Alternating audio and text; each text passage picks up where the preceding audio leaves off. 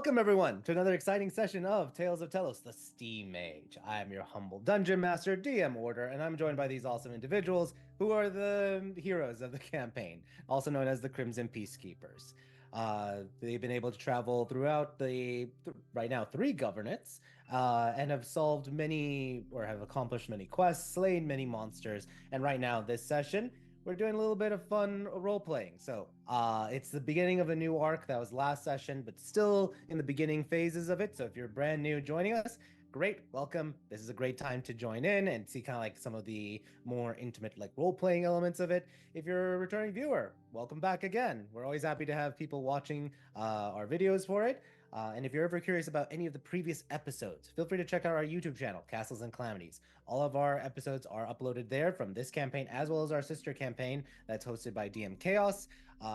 That one usually was going to be playing every Thursday. Right now, we're doing some changes in our schedule, so keep an eye out for that as it comes up going forward for it. But if you're still interested in hearing about a campaign that takes place in sort of like an age of antiquity, with about like 10 different evils have been released upon the world of Terra Sol, and the heroes must now start deciding what quests to do after they were sent forward in time 10 years.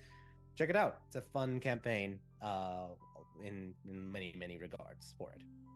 But if you're here for the Steam Age, you're in the right place. Let's talk about what happened last time on session 71 as we lead into session 72.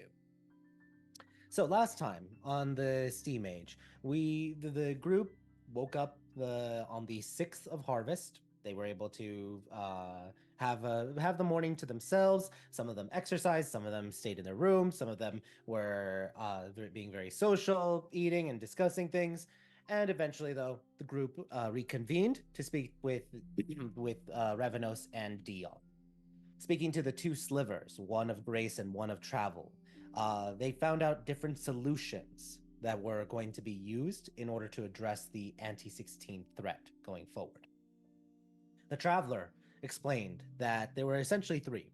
The first is to utilize the vessel system and using one of the platinum spikes that he had to essentially try to not necessarily stand in exact opposition, but maybe adjacent opposition to any particular harbinger or specifically an anti-16, these embodiments of negative virtue or the antithesis or disregard of an element or virtue of the actual 16, the pantheon of this world. The second solution was to utilize the rites of banishments in order to forge certain types of trammels to bind and impale the anti-16 and thrust them into another realm of existence to become their prison. The third and final solution being to seal their souls, their essence, inside of what they called a soul stone. Both the rites of banishments as well as the soul stones solution were foreign to the adventurers, as they reference different worlds in order to acquire these types of solutions and magics. With that being said, the traveler also gave the group a golden magical key from the key magician, and in it led to a fortress that would now become the base of operations for the Crimson Peacekeepers to utilize. It could connect to three locations, and the first location was chosen by the group to be in Alice's Misere mansion, specifically in a closet in one of the guest bedrooms on floor 3, specifically Erlon's old bedroom. With that being said, the group explored their new fort. It was very unfurnished, but still definitely suitable to be repurposed and to be customized. And the group had a wonderful forest terrain around them, as well as a lake for them to enjoy. The group also got rewarded with 1 million silver, which they divided out accordingly, kept a small share for the party funds for things. And they are right now in transition or in a little bit of a waiting game as they wait for the traveler to return with the first trammel. They said it may take 1 to 2 weeks. We're not right now skipping ahead to the first week in kind of like a time soup element of what has occurred with the group. They're 1 week in Zarek. That's where we're picking up. So If I could have everyone, all the Crimson Peacekeepers, please roll me a d20. Let's see if we go above the curve or below the curve for tonight. Alice, starting off with a 1 for us. Lance with a 13. Chance with 11. Zanny with a 4. And let's see, Erlon. It's refreshing. Refreshing. All right, did you see that one? I do not. Okay. Did you see? Do you have the number? You can just say it out loud. It's gone. It for some reason. 14. There we go. All right. Oh So we're gonna start off with Erlon. my God, that's like a first. Chance is third. Zanny is fourth. Alice is last for it. And yeah, so we have 3 people above 10 for it. So that's good. Very good. Very good. All right, Erlon. Yep, that's me. It's you. In this first week that you are basically from the 6th to the 11th, you have a week to your own devices. First off, let's talk about some of the things or conversations you had with Chance. Do you want to kind of like recap a little bit of what you talked to Chance about on your way to go shopping in the RP channels? No, we can. Yeah, I mean, basically, kind of brought up what happened previously with my dream. That included a very, very attractive succubus,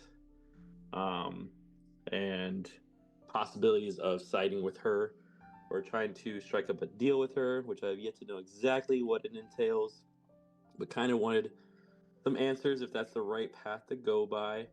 Let her know about Revenos kind of coming in, being a blocker, and just kind of wanted, I guess, reassurance from Chance, which she gave me a little bit, inside story of like what her family and stuff have gone through with that kind of situation, or just more knowledge about it, I guess you can call it, and kind of swaying me more towards not going that route, but still piquing my interest with that route. That was basically what we talked about right before we started shopping. Oh, Great. I kicked my cat. Your cat. You went shopping for your cat? No, I kicked my cat on accident. Oh no. Shame. No, All right. And when you went shopping, and this is again very time soup. Definitely discuss and go things back and forth. Did you purchase some items, some weaponry? We did. The skeletons. So yes. So first off, we got ammo, I believe, for Zanny at the first store. And then we were able to go to another store and purchase quite a bit of weaponry for our armaments for the Skellies, the Lance. Oh, she owes us money. And that was it. I think, right? That's about it, yeah. Yep. So let's pinch on that a little bit more. So you go give the ammo to Zanny. Do you want to just strike up anything else, like talking to Zanny, or are you just like, here, Zanny, here you go? Dump all the bullets. Was it material to create bullets? Material to create. Okay. In typical Erlon fashion, he's going to put it all in front of her door, knock on it, and run away. Okay. Zanny, roll a. Wait, are you doing this? This is inside the fort, right? Yes, this is inside the fort. Yeah, we're at the fort, okay. Right? Zanny, roll a dexterity check for me. And if I get away with this, there's gonna be a signature. She's gonna roll a dexterity check. 12. Okay. Erlon, I want you to roll an athletics check. Fuck yeah. You're like, fuck yeah. I'm leaving a big red signature there. If I actually get through this. Oh my god, if I don't, oh my god, I didn't. It's gonna be hilarious. Son of a That's 11. All right. So Zanny, you go over and you 20. open the door and you could just see barely a glimpse of Big Red's red hair going down the steps. Almost him going all very giddily as he's going down the steps, being very silent. As he You rolled a 12. He rolled an 11. I just kind of cock an eyebrow and okay then. Take my stuff inside. Yep. You take your stuff inside, and then for Lance's items, are you gonna try to do the same thing, Erlon? No, fuck no. Damn. I think for Lance specifically, I'm gonna put every single item with the price tag on it, signed by me, and Signed by you. yeah, and then I will actually wait for him at the door. So I will knock on his door with every item with little price tag. Yeah. And Chance, do you also want to be part of this, or Yeah, you're she leaving does. it to Erlon to make the deliveries? I'm not doing it. I mean, if he delivered Danny's first and then I like saw that, I'll be like, oh, okay. Sorry, I've been taking care of I'll go with you when you talk to Lance. Let's bring it over to Lance. Yep. So, but let's share the scene for it. So, Lance, you hear Sorry, about Danny. I didn't know he was going to be weird about it. Yeah.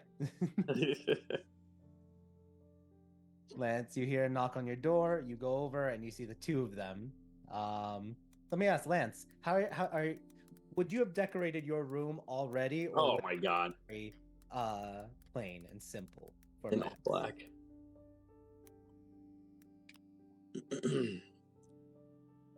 And you're on mute. It depends on what day this is.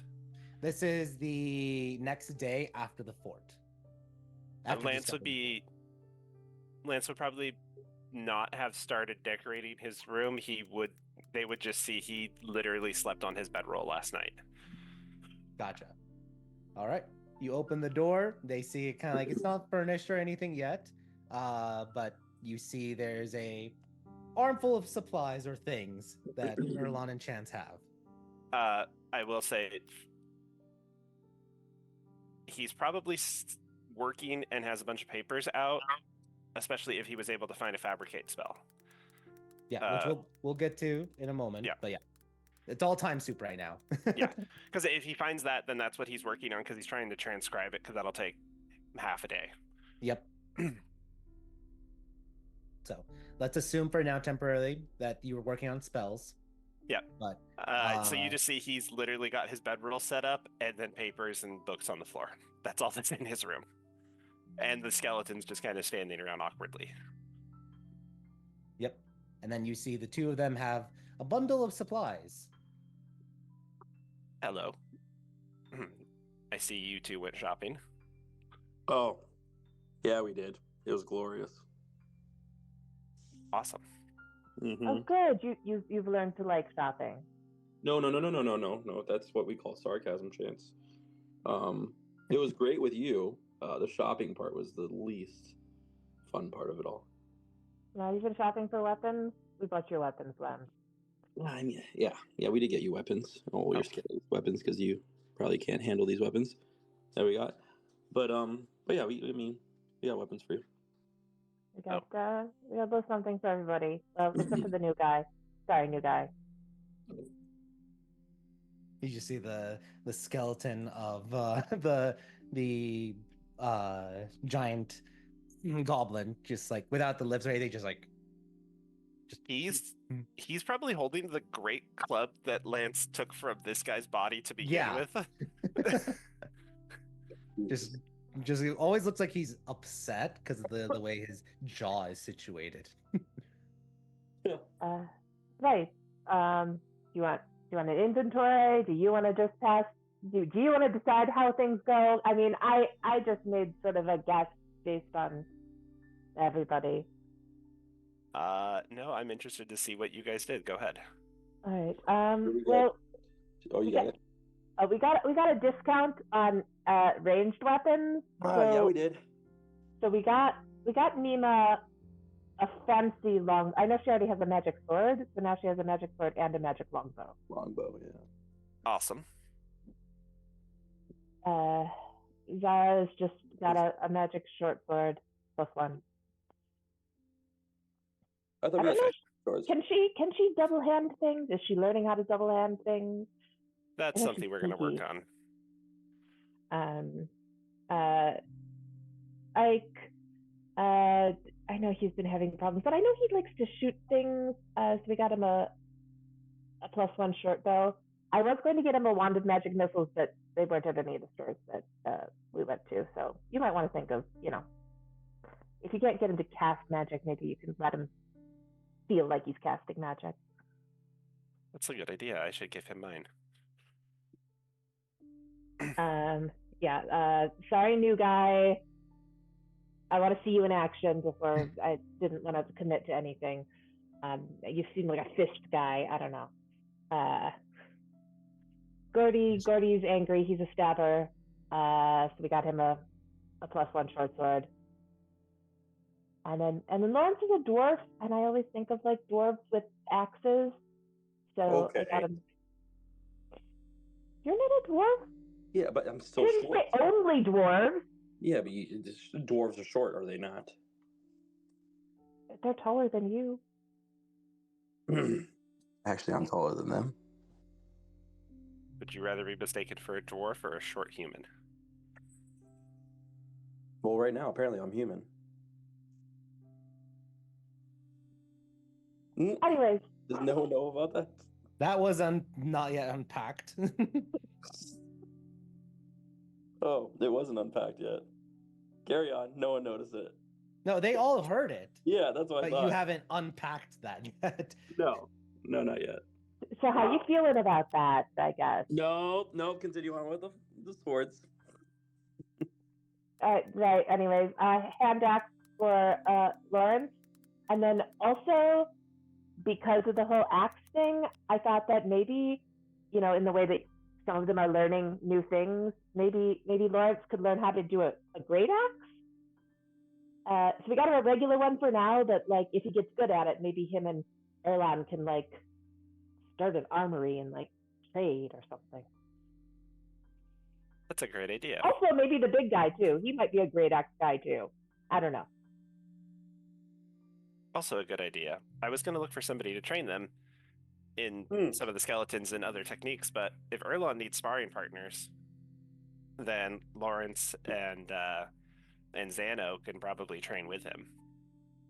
So are you asking me to join them? I'm begging me. Yeah, I am providing you the opportunity to have sparring partners. Also, when I was at the store, he already volunteered. He didn't volunteer directly to you, but I already heard him say he would do it. Chance, he didn't know that. He didn't know that, Chance.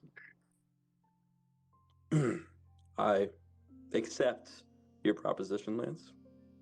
Well, thank you. You're welcome. And then there's an extra short bow in there just because they were a good deal, and I figure you're going to get somebody new now that you're down one. Yeah, I'll need to find. That's on my list for this afternoon when I go back out, is to locate. Just find a dead body lying around. I mean, find one, make one. I mean, whatever is needed. Awesome. Well, Erlon, roll me a D4 for me, please. D4? Yes, D4. D4. Boop. Oh, I'm gonna have to reset this. This is so slow.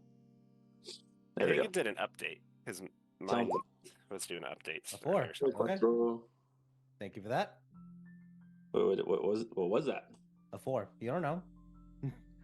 But with that being said, any other conversations you want to have with Lance or with Chance at this moment, Erlon? Yeah, Lance, you owe me. Moolah. Yes. How much was everything? I think it was like 24,000. 24? 25? I think 24,500. 25. Lance will hand you guys 25. Thank you, good sir. Pleasure. Doing business. That 500 is for the training. Yes. Good call, Chance. I appreciate it. I'm working on something right now that may or may not be helpful for all of us with furnishing our rooms at a reduced cost.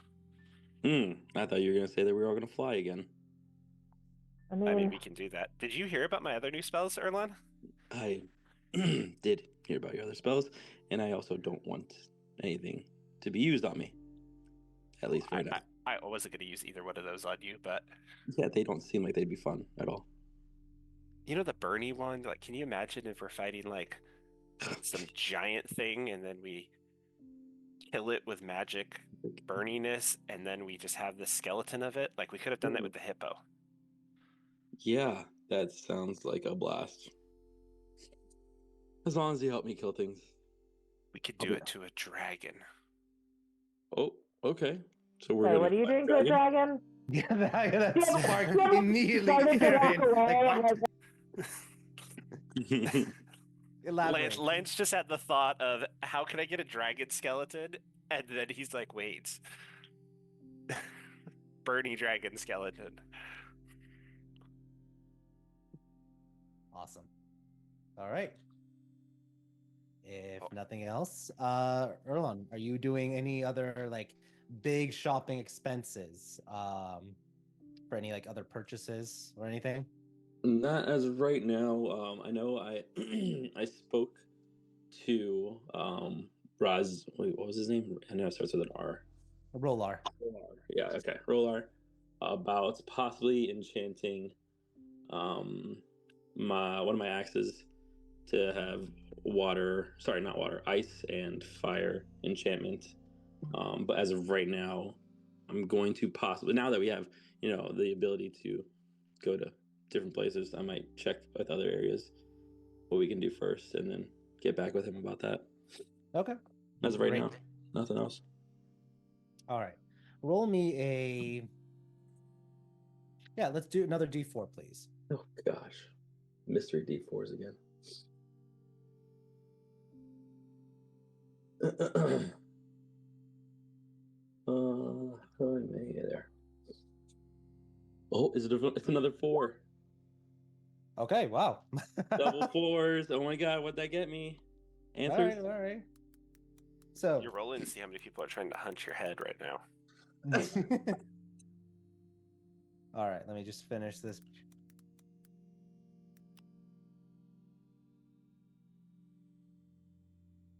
Okay. So, in your travels throughout the time in Zarek, you go about, and I'll say, do you try going shopping for gym equipment? Oh my god, that's what else we're gonna probably get. Yeah, that's what I was also wondering. Yeah. So I'm giving it, I'm helping with it. So, do you Well, go shopping for gym equipment? I want to decide if I want a personal gym or make my own gym now. No, we'll get personal stuff. That's fine. We'll get personal stuff right now. Yeah, have a personal gym either in your room or like claim one area and make it a gym. So, yeah. You go shopping, and as you're going shopping, you're going shopping, and suddenly a half-elf boy, comes running up to you, and is like, "You're Big Red." Yes, I am. Can I have your autograph? Of course you can. Of course you can. You can have You have 3 paper. autographs. Fudge. Let me see my inventory. I doubt it right now. Totally. Oh wait. Oh. Do I have some from before? I totally don't. But I have. I have. Yeah, that's why I'm laughing with Alice. You are literally sleeping in the house with the paper. You don't have paper. A rope that I can sign. I don't have anything. That's like That's like being part of like the pen industrialist's house and not having a pen on you. You know what? It's fine. It's fine. No, but I could sign his little shirt. Okay. You're gonna sign his shirt? All right. Yes. Over his heart. Okay. Roll me a d20. D20. It's gonna be the best looking signature ever. I'm telling you right now. It's gonna be damn close. It's doable. You manage it. It's not the best, but it's a signature you've done, but it's definitely something doable, especially your first time signing a shirt or a fabric that's being Fabric. worn on someone. Hmm. There you go, boy. How do you know of me? Well, I've heard of you. You're Big Red. You're the The part one of and the only Big Crimson Red. Peacekeepers. Yes, and I'm the one and only Big Red, correct? I thought there's another Big Red There here. is. We don't talk about him because he's not an adventurer like me. But he's a constable, right? Yeah, I mean, constables, they're just like, little policemen. They're nothing. I'm an adventurer. I help and save so many people, not by just law, but by my power and strength. So adventure better than constable. Yes. What kind of question is that?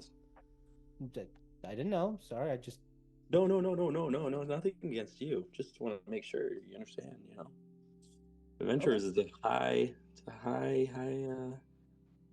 standard to be on, Okay. Do you think I should be an adventurer? Of course, chase your dreams. What's your dreams? I don't have any. That's why I'm You have to dream.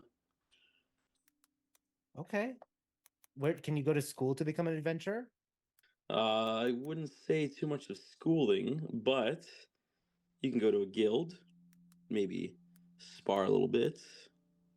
But I will tell you this, you don't have to be a fighter just to be an adventurer. Surprisingly enough, like beforehand, if you asked me that, I would say totally that's the way to go. But You could be a barbarian, right? And Mike, you look at this kid and he is scrawny. You know what? You could chase your dreams, shoot for the stars, and if you miss, you'll hit the moon there, buddy. But which one, the blue one or the white one? The white one, of course. Okay. Yeah, the white one. And it's even if you're not physically able to be a fighter or a barbarian, I have plenty of people in the Crimson Peacekeepers that aren't, humongous and strong, but they do a damn good job. I heard the Wizard Lance is really, really strong, like muscular strong. He's muscular? Who told you that? Just people. I mean, when they're describing the Crimson Peacekeepers, they talk about Lance like that. Yeah. When they're describing them, they're like, he's a really cool muscle wizard that dressed in black and he has army of undead that all glow in the dark. Okay. Well, some of that's true.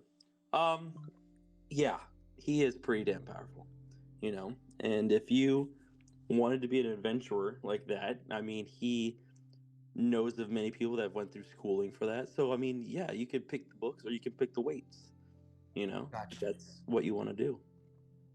Could I do both? You could totally do both. I'm telling you, you can do whatever you want. Okay. Yeah, just don't limit yourself. All right, I won't. I'm never watching this shirt again. Please don't. And take this too. Do I still have some of the money that Lance just gave me? I'm assuming you have a lot of money in your pockets. I'll give unless you're not carrying around. Would you be carrying around your silver? Not like all of it. Jesus, I'd have the biggest pockets ever.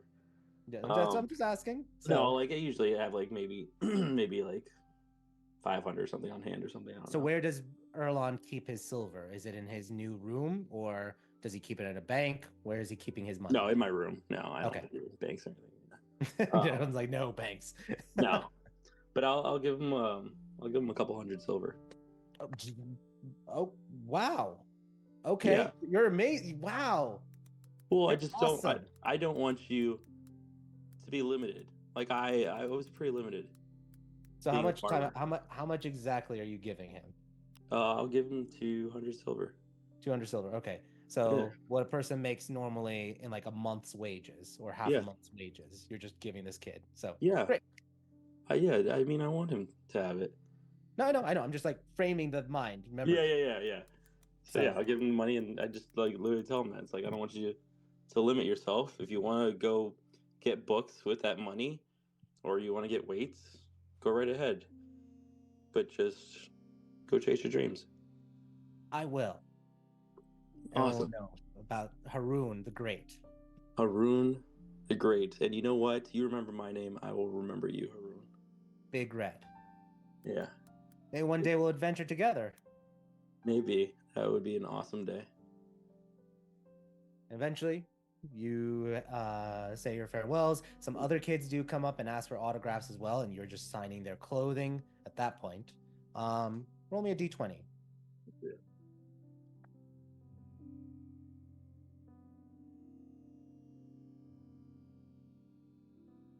Goddamn. Yeah. Right as you're like walking, saying, yeah, goodbye, bye. You turn around and you step on some horse manure Mm. in front of all the kids. And then I still smile at them and give them a thumbs up. And walk off. Walk off. There we go. All right. Anything else for Erlon?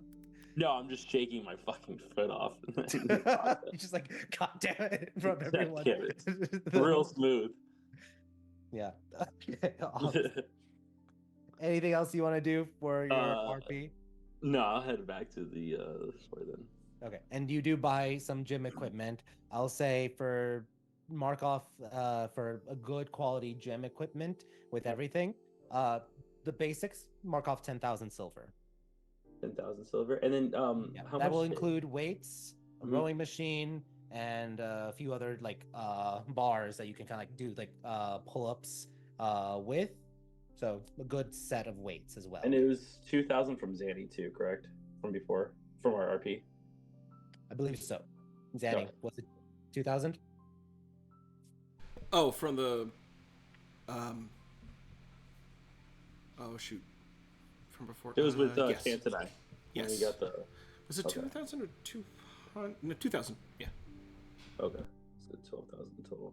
I just wanted to make sure I removed it now from both. Okay, perfect. Now I'll ask, do you tell others about your autographing? Yeah, I'll say later on if it comes, like if we're in a group setting. Yep. Like maybe for So- dinner, something like that, I will definitely bring it up. Alice, you hear that he signed clothing because he didn't have any paper.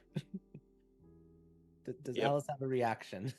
Yeah, she's just staring at him. She goes, You know, Erlan, I always joke about us being the two most stupid people in the party, but I didn't know that you had me by a landslide on that one. Literally look in any drawer whatsoever, and I'm sure you'll find more paper than you could know what to do with. How are your pockets not full of paper? Alice, look. Because Alice just start stuffing paper in. Yeah, I'm just opening stuff up and I'm handing all him these just paper flying notebooks, journals. He's getting stationery. Alice, It says look. from the desk of Alice Mezzo, but you can still sign it. I'm telling you, right? The paper is great to have, but I wanted this specific kid or these kids to wear it proudly, and then they'll be able to flaunt it all over the place. Compared to paper, I mean, like, Erlan, yeah.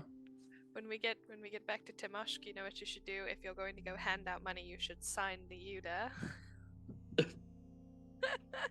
So at least they'll know People who do gave that? them the money. Well, it is paper. No, I don't know if you're supposed to do it, but it would be funny.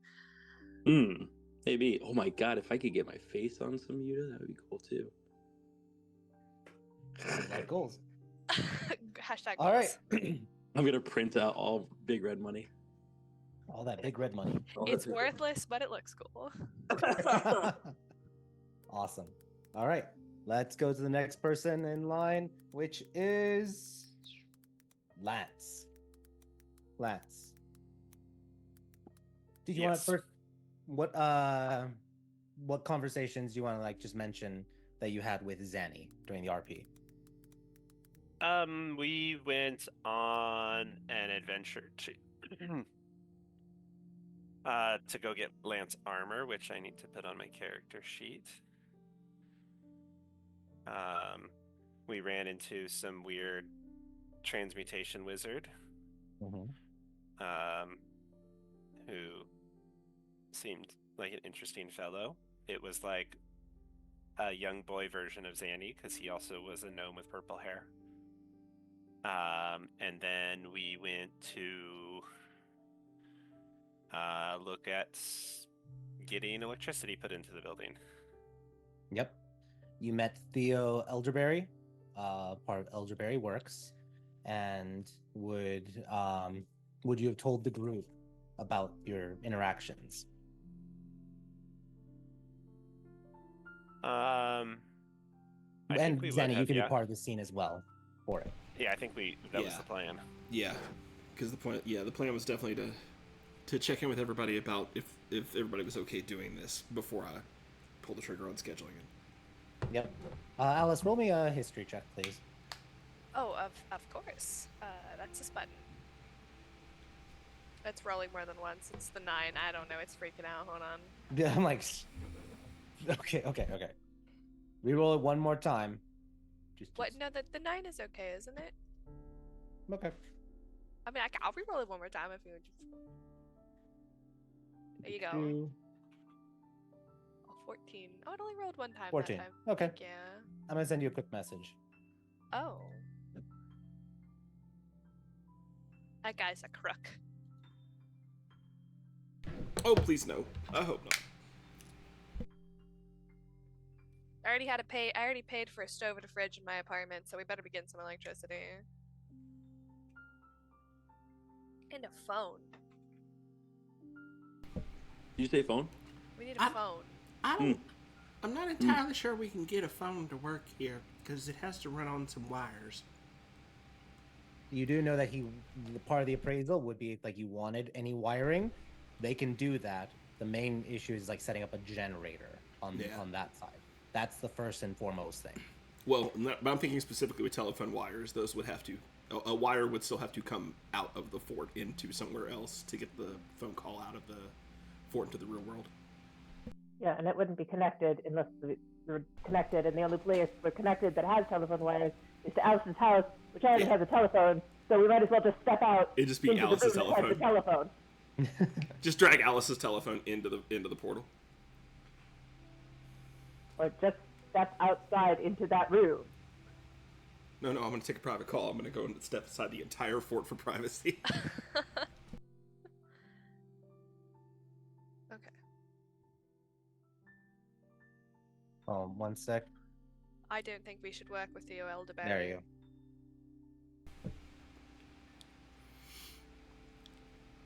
Alice, do you say that to the group?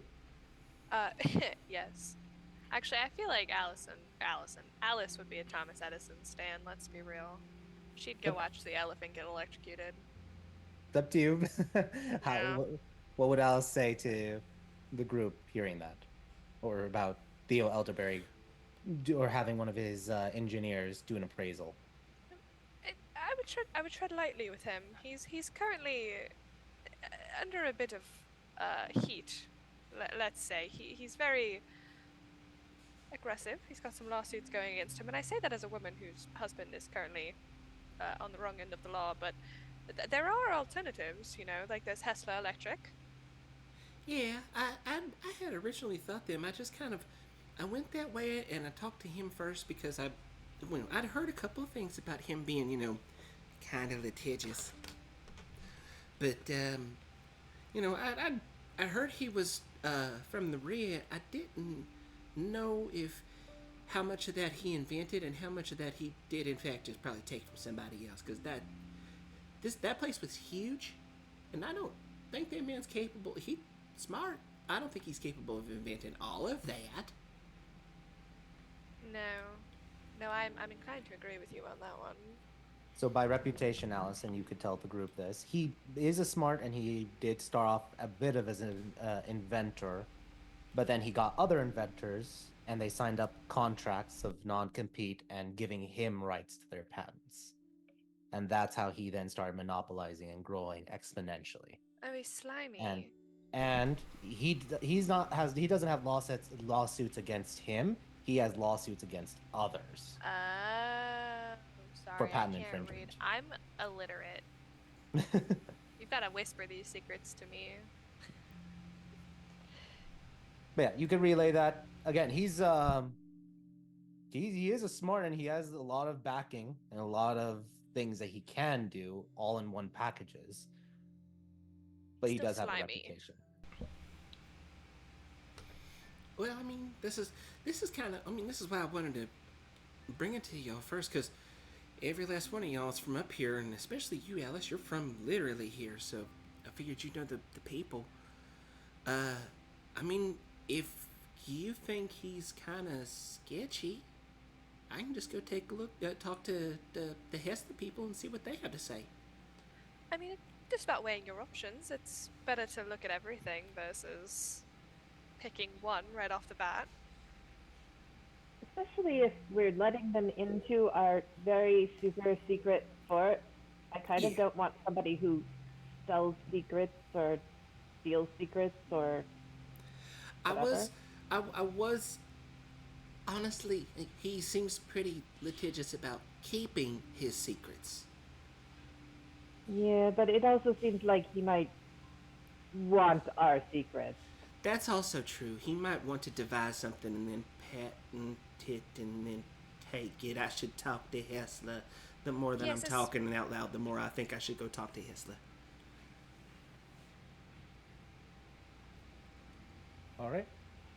Back to you, Lance. Any conversation you want to have right now with anyone this moment before we get into like other things that are happening to Lance?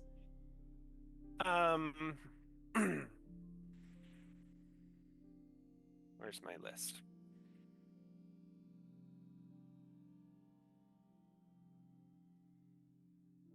I don't think so. And if you think No. about it, we can always do other RP as Yeah. well. Not here. Well, one thing does occur. So on the roll me a D4.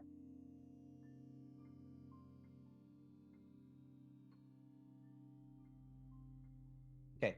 So the same night that you that you get the weapons from Erlon and Chance. So this is the night of the 7th.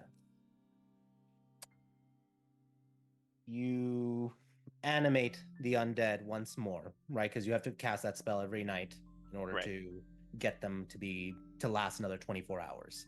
So you cast the spell. There's more than 4 of them, so you have to cast the spell twice, marking off 2 third-level spell slots. And as you do so, you're just like everything's routine. You're concentrating or thinking about your spells, and then suddenly you hear something. Lance.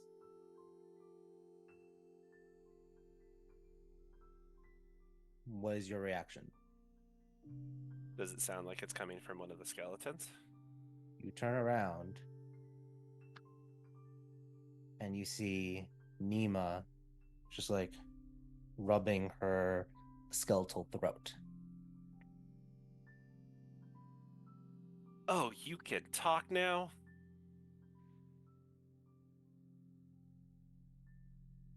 Yes.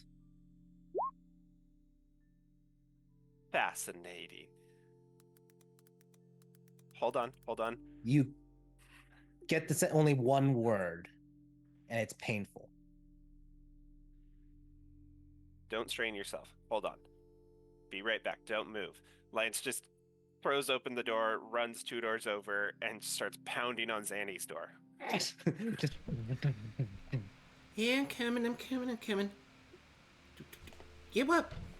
Lance just grabs you and picks you up and be like, come with me. What the shit? Roll an Okay. athletics check, and Zanny roll a acrobatics check. I You're am picking up a gnome. I Completely failed. just allow the pickup and carry. That's fine. It's also about Lance not throwing his back. 16 does it. So Lance, you head over, you plop her. You told me I had to let you know if there was any major developments with them. Yes, I assume there is one. Nima, what's my name?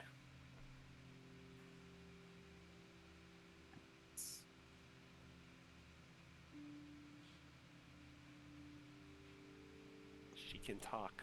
I heard that, Just Lance. one word, and it seems to hurt her, but she can talk.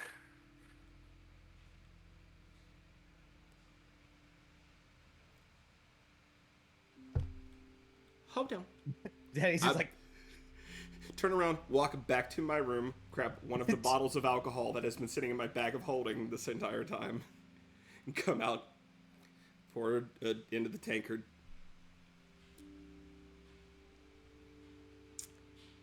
What the shit, Lance? I didn't do anything different.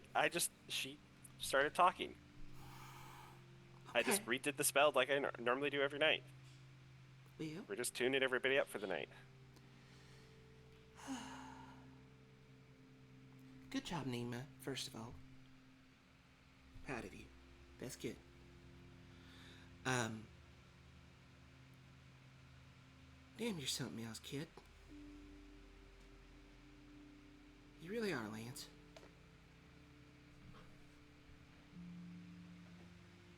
They don't think they don't anything, but for you, they do. I think it's the way they do this positive energy magic. It has to be. Well, It's got to be. when Revnos told me about it, he said the elves in the south that use this stuff, like where this stuff is primarily used, well, secretively that nobody's supposed to know about that exists. Yeah. Most of them are undead. So have they done it to themselves? Yeah, so like their kings and stuff are all like immortal liches that is how I interpreted this, that they've done it to themselves, but they've done it in a way that doesn't like corrupt them.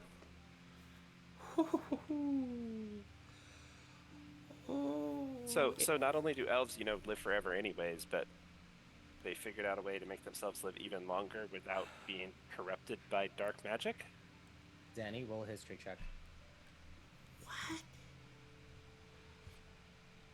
I was raised by a family of paladins. Brain is going, oh fuck, what the fuck? 10 to 10. Okay. The over 100 years ago, there was the First Continental Congress. That was what helped end officially the war between the Rhea, the Lauren Dominion, and the Catal Empire. The leaders of the basically like all the leaders of the continent of Laurentia came to sign that treaty, which was called like the Treaty of 12 Nations, because it ultimately divided up the the realm of Oserheim into 12 nations. You remember hearing about an undying queen of Therend. You can't remember her name, but you know that there's credence, there is fact to what he's saying. No one likes to talk about her. And it's a question of their isolationism, but very few people who go there ever come back. I'm not sure if that's because of the undead related or something else. My brain goes to my player brain goes to like the Aboriginal tribes that are so deep that people still don't know they exist. Mm-hmm. Lance's head is going, as soon as we get teleport, we're going to go talk to them and see what they're all about. Lance, I don't know how much of this my family should really know about. If we ever, if you ever happen to meet my kin, maybe don't tell them everything about that part. Tell them I'm a wizard and I cast Fireball. Got it. You're an exceptional necromancer, but don't. I would leave out the history story about the elves to the south. Some people know they exist, but I think that kind of stuff, the less people know, the better. Did your, grandma ever meet with them? Does she know anything about them? I mean, she might have, but I'd have to ask her about it. That's never exactly come up in conversation. I mean, I heard about something happened a little bit right before I was born. A bunch of people meeting together. But, and there was a representative from the people you was talking about, I think. But, you know who probably knows? Is your uncle. Or my aunt. I mean, she did a lot of politicking back in the days. Hell, she was a queen for a while. But what you said at the congress, didn't your uncle end up with like his whole country for a while? Oh yeah, he did. I mean, there was a whole thing about him conquering a city and being in control of it for like it was a week or a month or something like that. But it wasn't very long. Then he said, "Fuck it, I'm out." Then there was when he did take an entire country. That was a different. Because isn't there a country named after him? There is. Yeah. He did that, and then a little bit after that is when he left. So. Oh, okay. I was gonna say I didn't know if you were talking about that or the story you mentioned that I didn't know was him of when him and your grandfather conquered the pirate capital in a day. Yeah, no. When my uncle gets bored, he conquers a city or a country, or because he used to be like a big war general like 1,000 years ago. And so sometimes he gets a little bored and he just decides, all right, I'm gonna go like beat up some bad guys and take their stuff and say I'm in charge now. Too bad. And he conned my grandpa into going into one of those, and then he went off and did it himself. And that time he didn't have my grandpa to keep track of him and control him. And that time he took a whole damn country. Okay. So, well. Yeah, but no, I mean, it was all in like good intentions. Well, not even good fun. It was all in good intention. He didn't do it just because they were bored. You know, he was bored. He did it because that place wasn't doing too great in the first place, and he helped, but at the cost of some blood. That's how wars work. Gotcha. Well, if we ever run into him, I'm sure it'll be very interesting. You're telling me he owes me like 500 silver, and I owe him a punch in the face he hadn't checked in like half a decade. I ain't seen him. Yeah. Well, anyways, I told you if there was any updates with them, I would let you know. Thank you. And there was an update, so I let you know. Nima, with your permission, you don't have to talk, but if it's okay with you, I'd like to work with you sometime. Kind of tilts her head towards Lance. That's fine. You can work with her if you guys are both okay with that. Also, I was going to ask you, can you teach Zara how to be sneaky? I may possibly be the worst person that ever learned my trade. I learned a lot about survival, and I learned how to open locks. I never really learned how to be sneaky. Okay. So I can't really help with that part. I'm sorry. That's okay. I'm just looking for. I want somebody to help Nima practice her bow that's better than me because I'm not great with a bow. And I wanted somebody to help Zara learn to be sneaky better. Nima needs work with the bow. You said maybe I can work with her on the bow while we're doing our stuff, because I can at least help her out with that. Okay. Does that work for you, Nima? You can just nod. You don't have to talk. All right. Well, great. If you have any downtime, she'll probably be here unless we're off somewhere and I take her with me. Okay. I'm once I get all my shopping done, my plan is just to kind of lock myself in the lab and get some work done for the next few days. Yes. Speaking of shopping, if I come back with a kid, no, there's a reason behind that. I mean, I bet there is. Are you... I have to ask because it's you. You're not going to extract the child's skeleton and turn them into an undead thing, are you? No, I was just going to get somebody to help with light housekeeping up here and making sure, my papers are organized. Oh, okay, that's fine. Like a little steward. That's good. Whatever. Yeah, I just figured it'd be easier to go pick one up from an orphanage or something like that, though. From an orphanage? Adopted servitude. Jesus.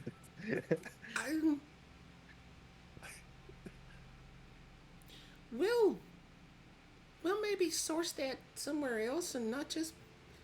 Can you please not just take a random child from the orphanage? I mean, I could. thought that'd be the easiest place to go. Children are good for servitude, Hammerton says in the corner. I'm just servitude. I'm just saying, don't adopt an indentured servitude child. Just hire one. Well, I was gonna go more like, find one that has magic aptitude and maybe take them on as an apprentice, and they could start with the basic stuff. But Lance, hire a sexy maid. Oh no. Please. Oh no. Oh, you let them out. Okay. Oh yeah, I had to put them somewhere. It's better they're in here. They keep me focused. I guess so. But yes, there's when I remember growing up, there was a kid who lived at the orphanage, and he was like a sorcerer, and nobody wanted him because he did all kinds of weird, crazy magic. So you're hoping maybe they'll have a sorcerer child? Or any other one that shows magic competency or something like that everybody else is scared of. Also, Alice Chance just walks in. no, I'm just trying to you've had conversations with Lance, with Chance before. She's told you her little brother wants to be a wizard when he grows up. Lance can have more than one apprentice. You see the door just slam open. You also told me we're not going to Erdina this week. All right. So do you need him starting right this second and not next week? Yes, always. All right. Because next week is 3 months from now in IRL, and I'll forget. No, it's going by. Also, my brother's no longer in Erdina. He's in Jeddah, which is hopefully where we're going next week. Yeah, let's put a pin there for it, Lance.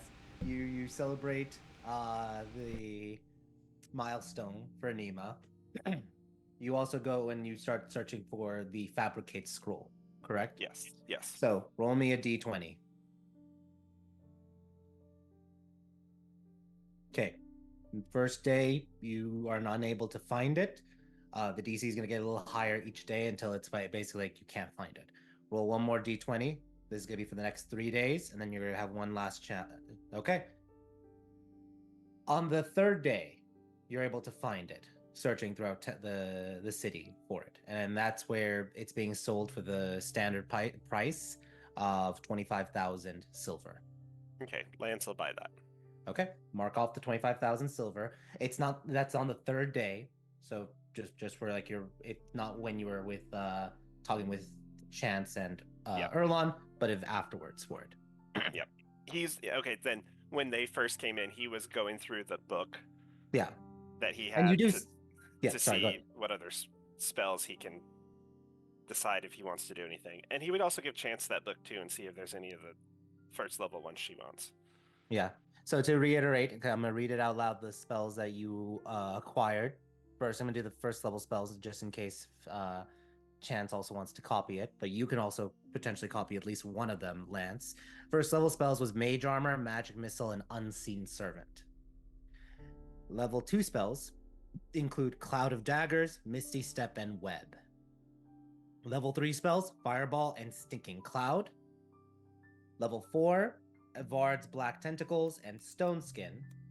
And then level 5, Cloud Kill and Conjure Elementals. Are you copying any of those spells?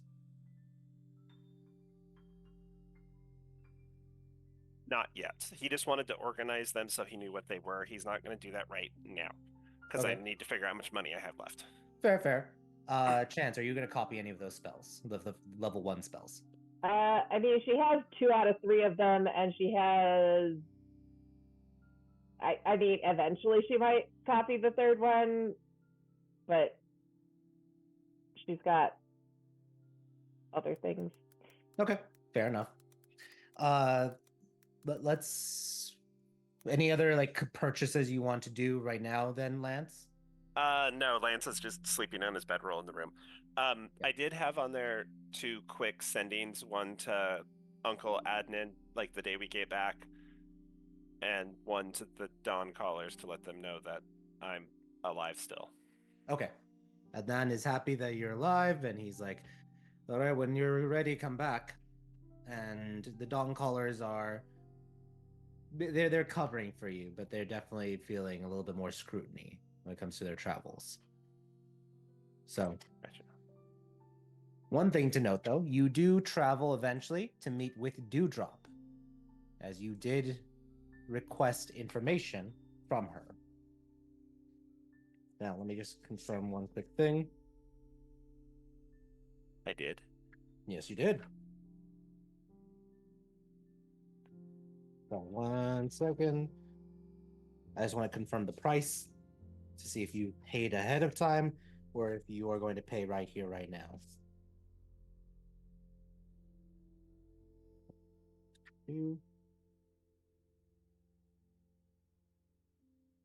There it is.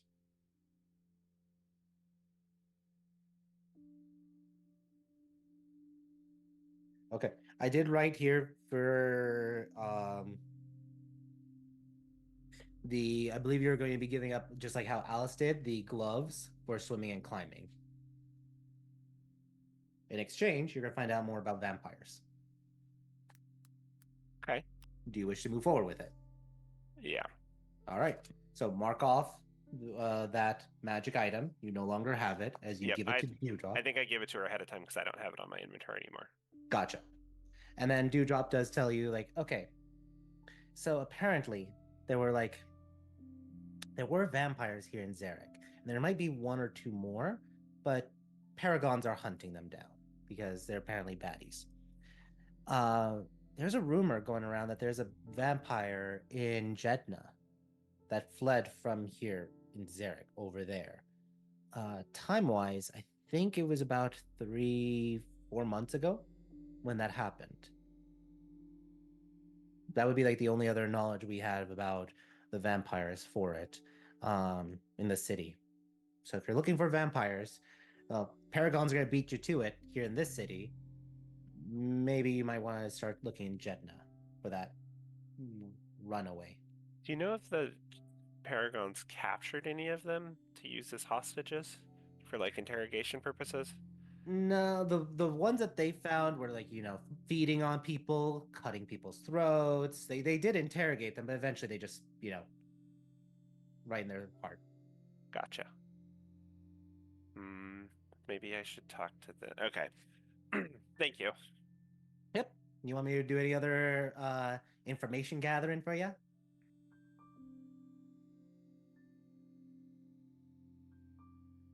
Not at this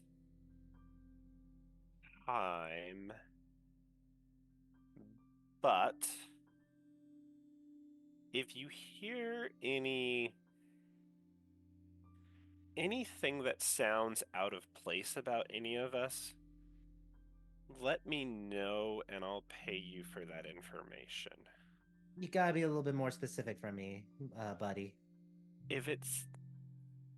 We're going for the mostly heroic look. If you hear of, we murdered a bunch of children or anything crazy like that, anything that seems like it's potentially a smear campaign against us, will you let us know so we can get ahead of it? All right. I know that there's a bit of a smear campaign happening with Bruce Mazaire, which is adjacent to Alice and your party, but I already told her about that. So I was gonna say, I'm pretty sure that's what she hired you to find out about. So. Oh yeah, but she also came and I talked to her about it as well. Right. But yes, I'm just saying, if you find anything else, if you hear, Big Red is slapping children with sandwiches or whatever, let us know. Will do. All right. Anything else, Lance, before we switch to Chance? No, I think that's all on the right now list. Okay. Chance, your turn. First off, what feat did you pick? Because you rolled those double nat 20s.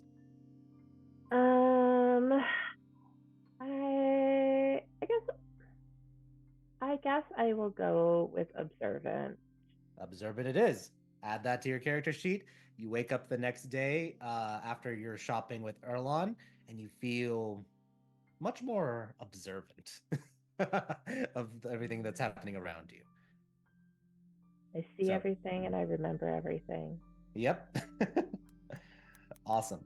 All right. For you, did you have some more RPs that you were doing? Did you want to like highlight anything else with that? You had RP with Erlon and then Zanny as well.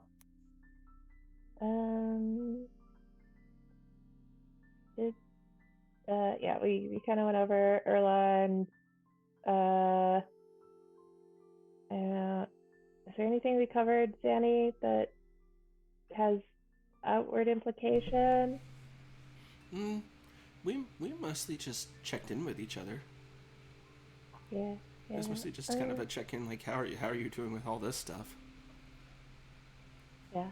I do have a couple of things to tell the group at large. Yep.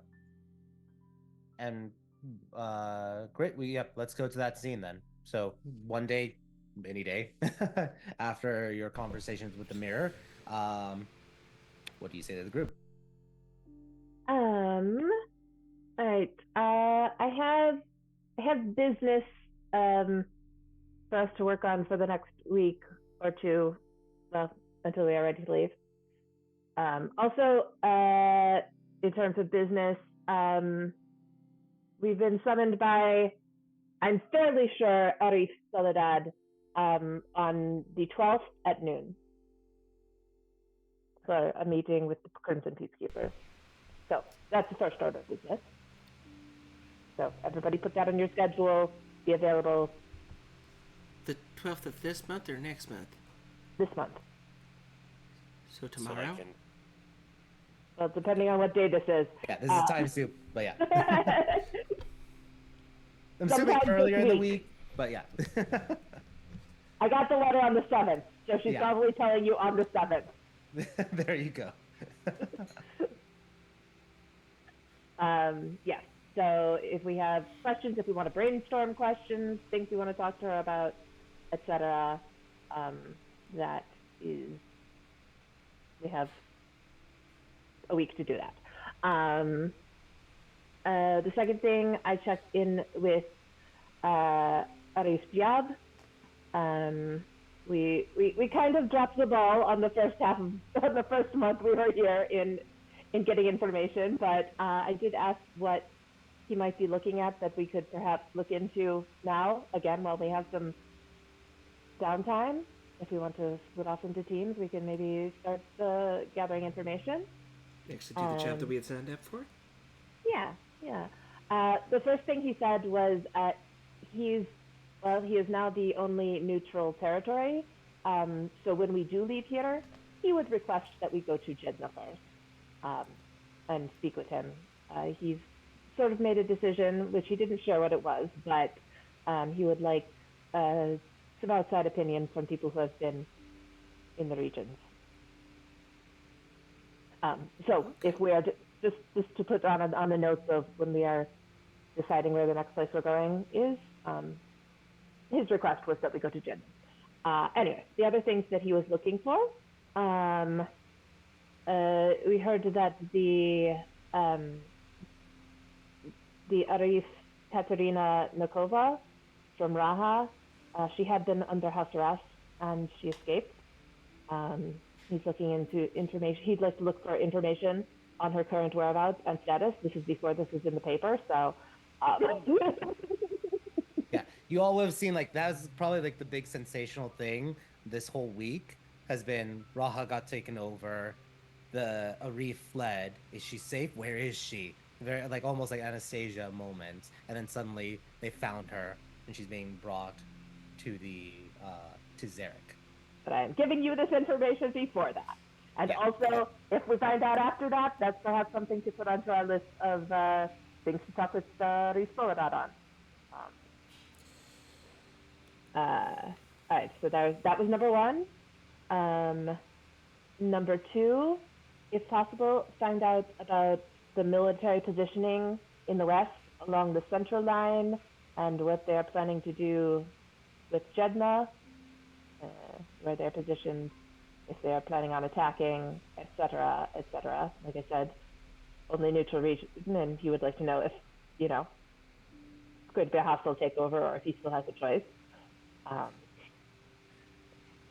Makes sense. So any rumors about the military and particularly with respect to Jedna. And then apparently there were rumors going on while we were missing that during feasts, the East did some highlighting or enhancing of their the big mechanical guy things that they had. Those makeshifts. Got it. Yeah, they were working on that, and apparently the West was able to gather some kind of powerful magic. But I guess that's as far as the rumor got, is that they were working on powerful magic, and we would like to hear if we have some more targeted rumors on what sort of magic and what that means. Oh, good. Powerful and terrible magic. That's just what we all needed. Good. Yeah, as long as that terrible magic is not, in fact, a harbinger, we're okay. Yeah. But yes, so if we want to, maybe take some time this week, go in little groups and do some info gathering. Well, I can poke my nose around, I'm sure. I think that was the majority of what I had for now. Anybody? Questions, comments, concerns, plans? Capture the terrible magic, make it mine. No.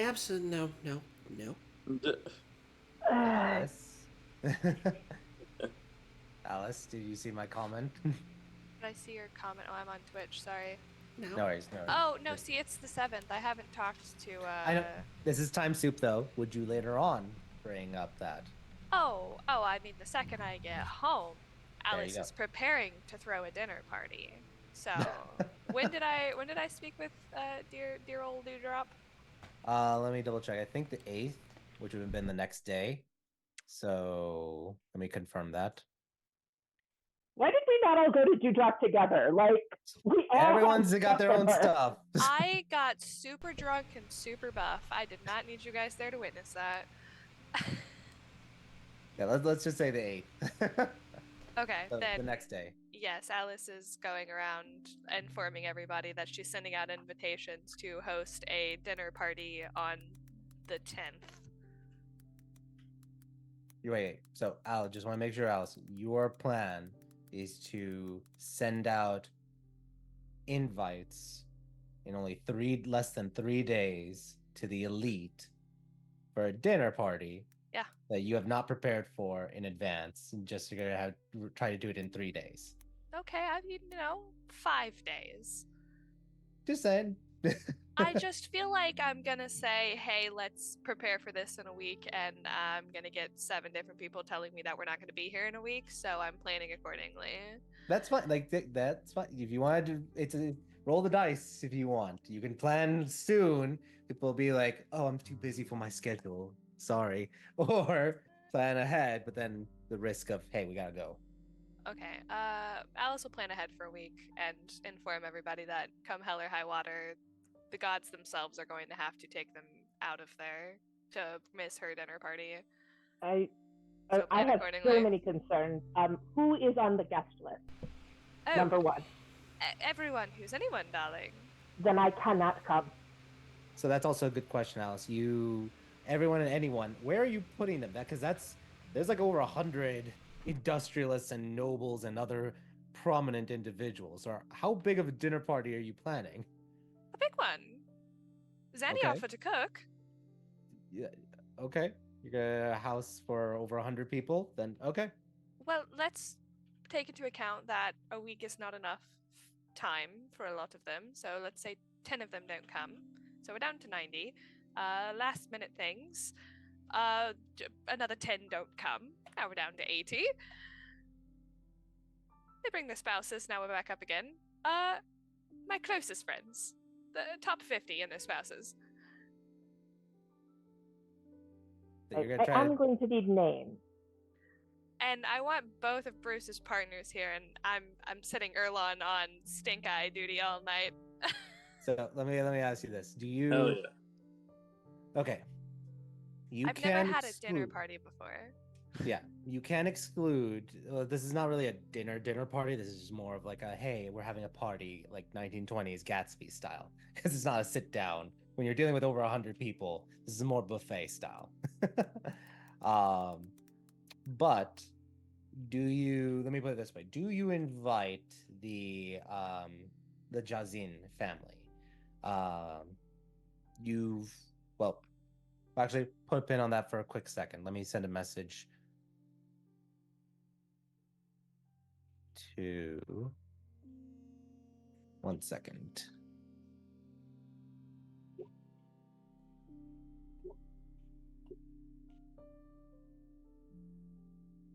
Just sent a message to you, Chance.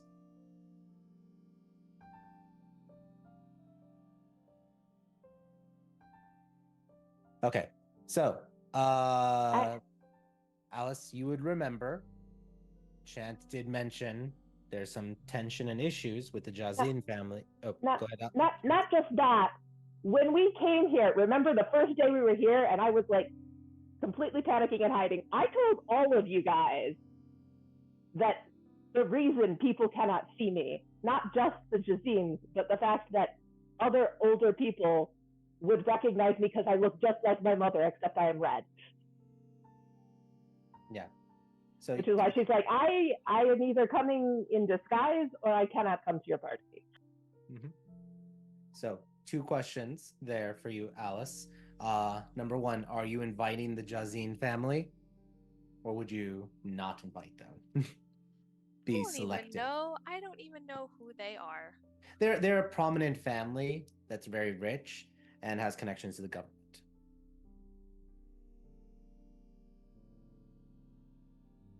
Possibly. Okay. I'm making political moves with little to no concern for absolutely anybody at this point. This is an entirely selfish dinner party, and she's throwing it, one, to give the Crimson Peacekeepers a way to show face for the West, because we did go to Third Feast in the East. Mm-hmm. So she wants as many big names there as she can to intermingle with the Crimson Peacekeepers, while also being like, hey, thank you for your support. This is all the shitty stuff that's going on right now. Okay. But since this is going to be more of a group thing, open up to the group, what is everyone's thoughts on that? Discussing it with Alice. I mean, I'm fine not going. Yeah.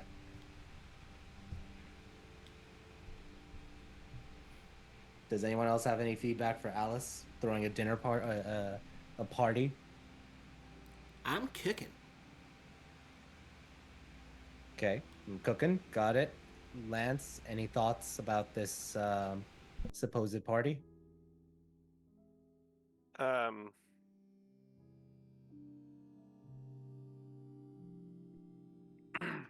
Are we just doing it because we're in town, or is there other reasons? Well,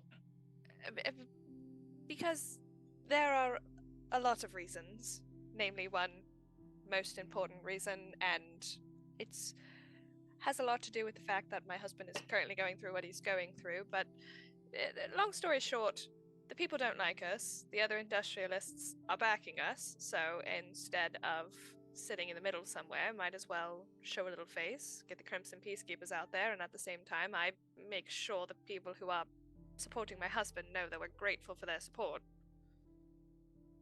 The people don't like us like the general populace don't like us? Oh no, not you. My husband. Oh. Well, that's fine.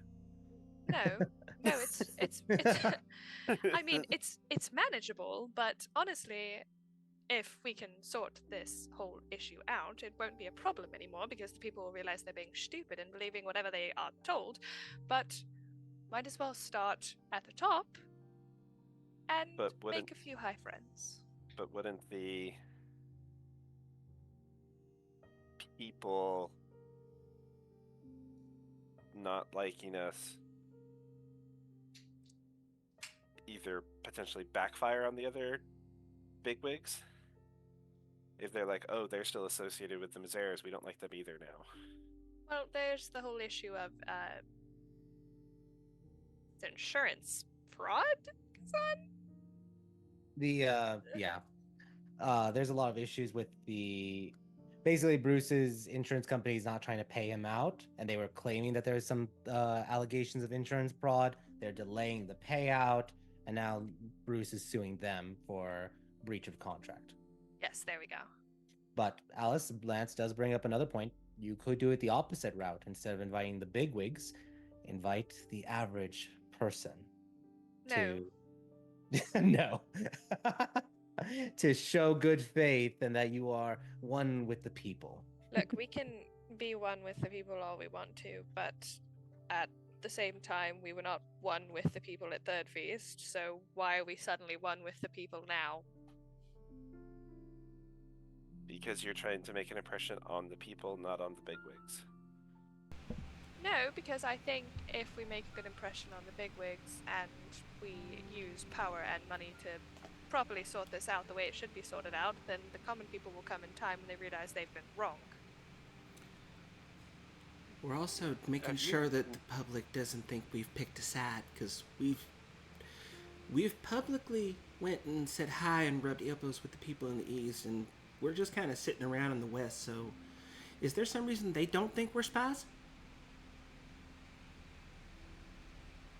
Other than we should probably show some face and say, we're not here to be bad people, we're here to be good people, hi?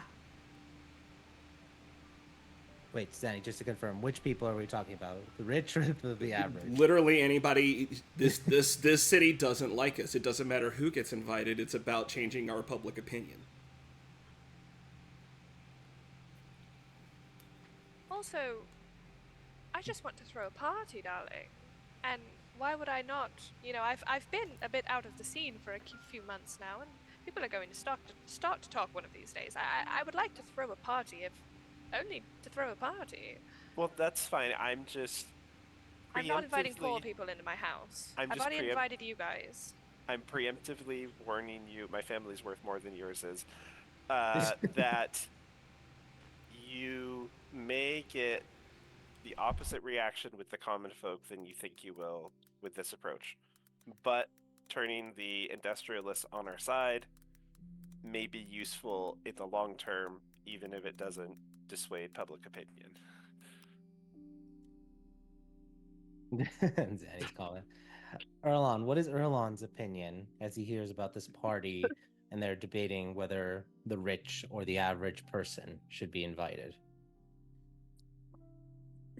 Well, two things with it. He is the average person, even though he will not admit it. But when the rich people were involved, he can get his name out there more.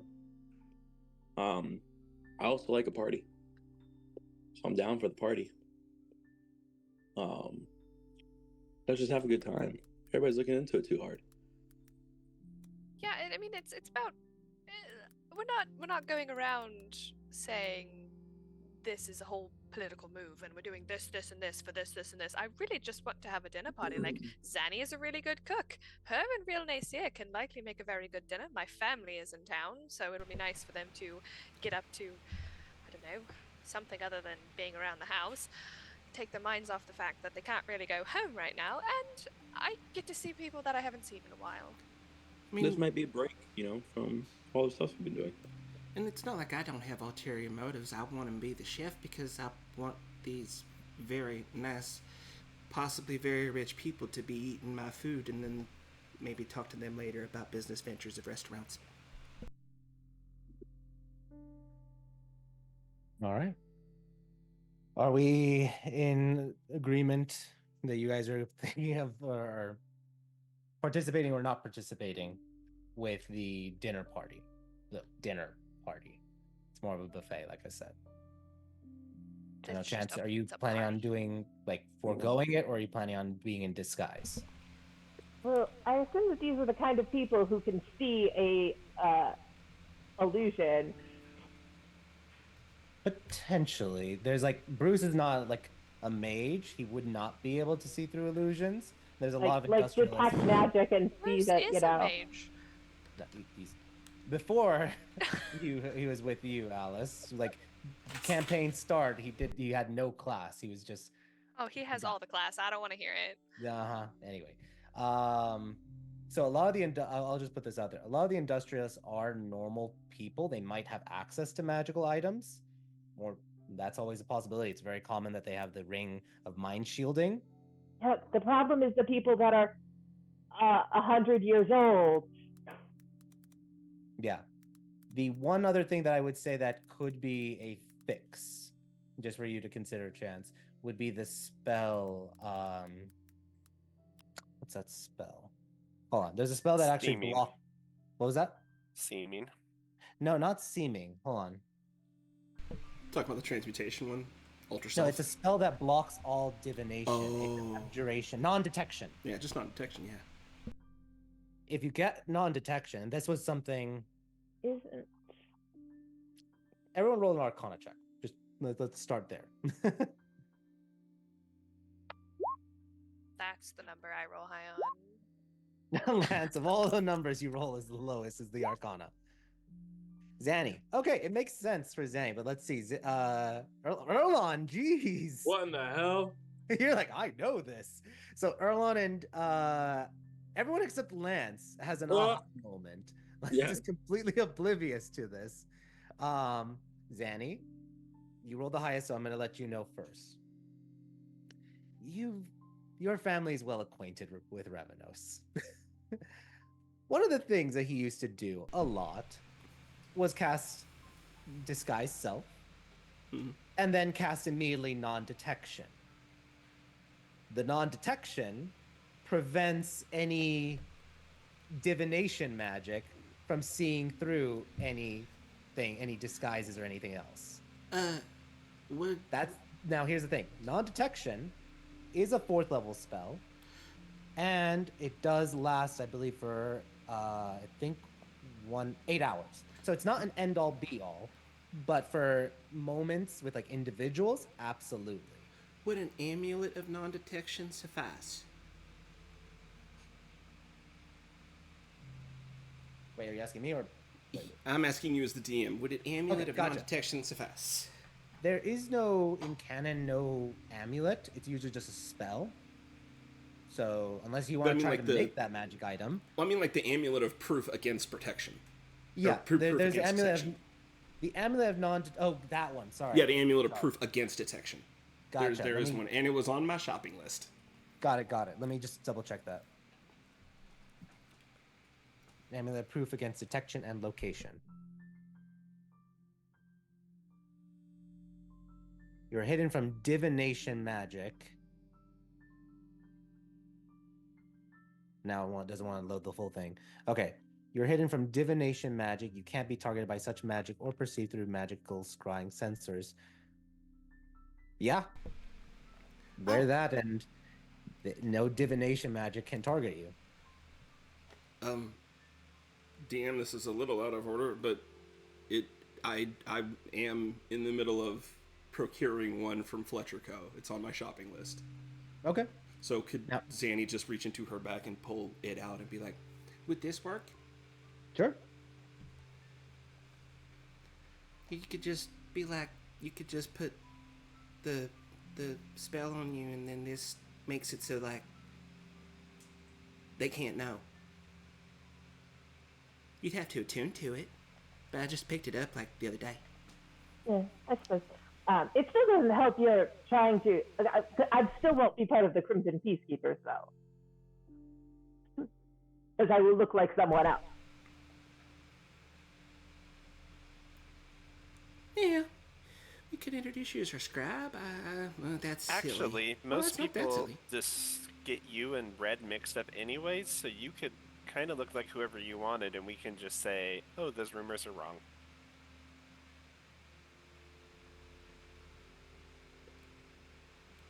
Yeah. Yeah, we could just Definitely. establish a face for you. Definitely something to consider.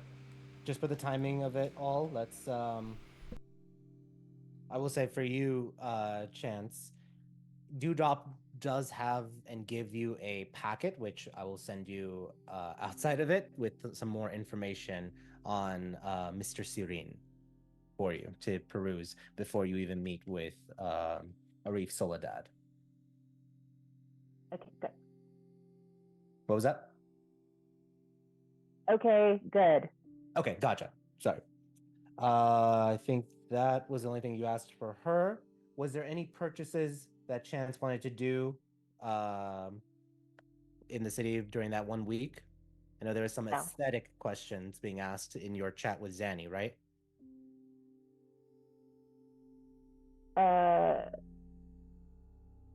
She's not buying anything in Zarek, no. Okay, gotcha. Anything else you want to do, like RP wise, throughout your 1 week, right here, right now? I got a list, but yeah, you know what? Well, we can do this one. It should be relatively quickly. Okay. Sometime early, like the first day or two, so that I have the whole downtime to actually put it into place. I do want to talk to the horses and the camels. Gotcha. All right.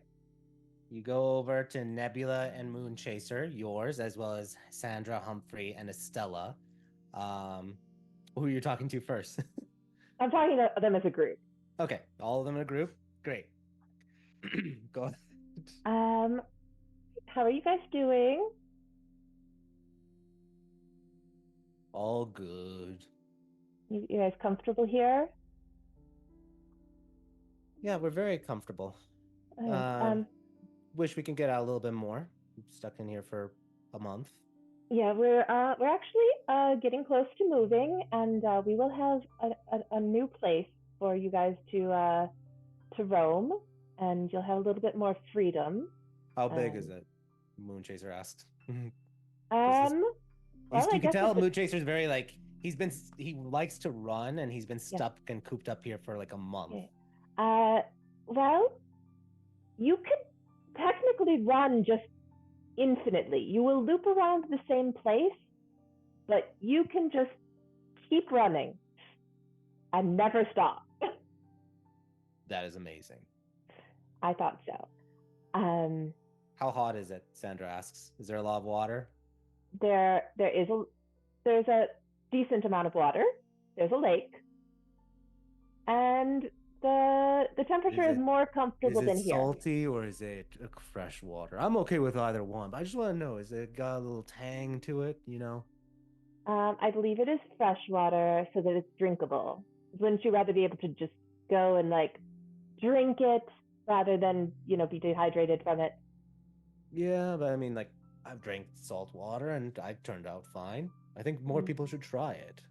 No, they shouldn't. Camels can drink some salt water and be fine with it. They get a little loopy, but they can still be.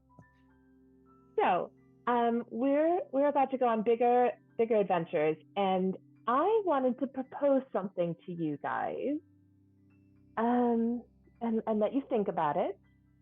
Would you like to become more? What do you mean more? Estella asks. Smarter than the average horse. More like a human. Awakened. I am smarter than the average human. Humphrey says he clearly has no. He's just like, I am smarter than the average human. Would you like to actually be able to talk to humans all the time without this stuff? Oh, I was about to say, aren't we talking? But right now, you can only do it to me, and when I cast the spell, and then it's only for a few minutes. I have the ability to just make you even more than you are now. Not that there's anything wrong with the way you are now, but it might help you help us in our further adventures. You could be part of the team even more. You do planning. Roll 5d100s.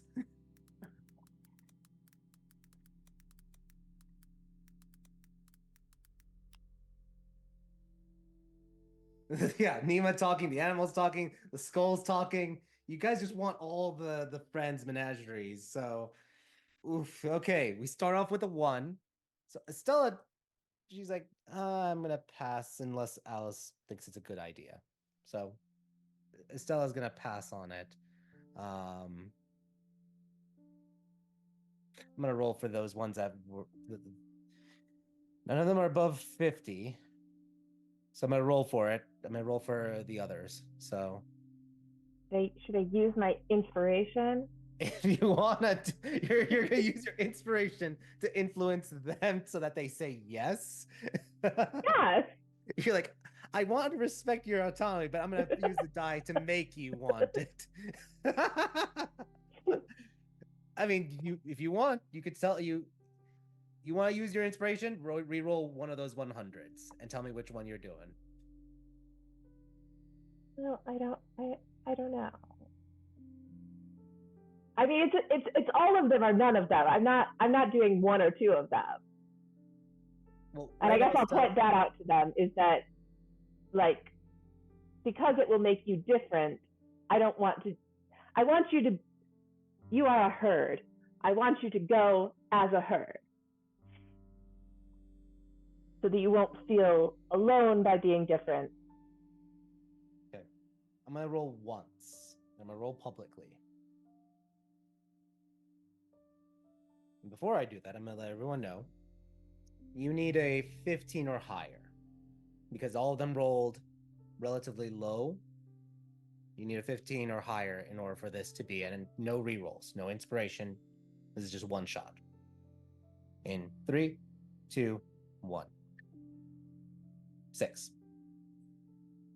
Collectively, they decline. Well, that makes me sad. Sorry.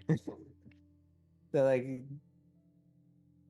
if you, like I said, if you want to do one of them, you could re-roll another one D100. But otherwise, if you're asking like the whole group, the whole group's not today, at least, willing to do that awakening process. Right. Well, you guys keep thinking about it, and once you see the new place, once you see the stuff we're going to be up again, maybe next time we have some downtime. Yep. Awesome. All right. And with that being said, let's take our 10-minute break. When we come back, we'll continue with Zanny and Alice for their downtime situations and stuff. So see everyone back in 10 minutes. Take care.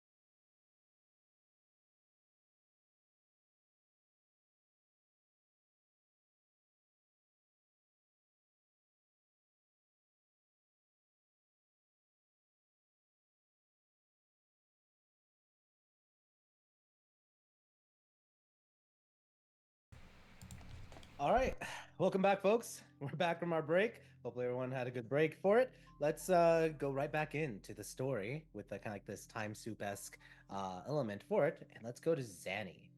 Zanny, you had lots of conversations with a bunch of people. Anything you want to highlight with regards to any of the individuals that I've already mentioned having conversations with you? I mean, yeah, not with anybody that we already talked about. We kind of recapped all of that in a big swoop here. Yeah, there was one that you wanted to do. That was you and Erlon. So you want to do it right now, or do you want to do that in the RP channels? It's fine. We can do it in the RP channels. Okay, not a problem. If he's okay with that too. Erlon, you're gonna be free. Okie dokie. Okay. Yeah, I said okie dokie. Cool. So let's go things in it. Any other major purchases? You gave me a full list of items that you wanted to do. Do you want to just like mention some of the ones that that got Zanny really excited? I mean, a lot of it was just touring the city and what was on offer.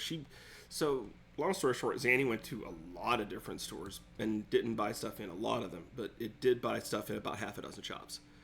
Yeah. She, at least for now, has furnished the kitchen in the fort with a dining table, 10 chairs, pots and pans, a new set of cabinets, and refrigerator. And she did make a trip with Alice. I do want to make mention of that